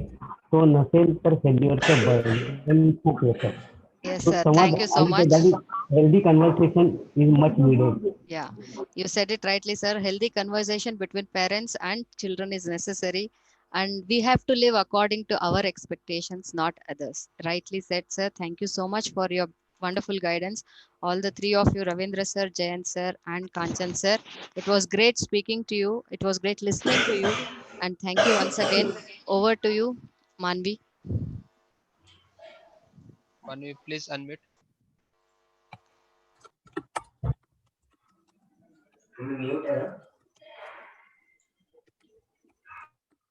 Okay. Thank you to all. I would like to thank all our guests for making the event successful and for all the words of wisdom that radiated a source of energy in us. I want to thank Rotary Club of Satana to give the opportunities to the students for making their dreams successful. Thank you all. Over to you, Yogesh sir. Thank you, Manvi. I request Secretary Umesh Soni sir for the vote of thanks. Over to you, Umesh Soni sir. नमस्कार. Rotary club of Satana Baglan व दोदेश्वर public school Satana आयोजित यशाचा मार्ग या कार्यक्रमास शुभेच्छा देण्यासाठी 2021-22 चे डिस्ट्रिक्ट 3030 चे प्रांतपाल रोटरियन रमेशजी मेहर सर हे झूम वर उपस्थित राहिले व त्यांनी शुभेच्छा दिल्या. याबद्दल त्यांचे आभार.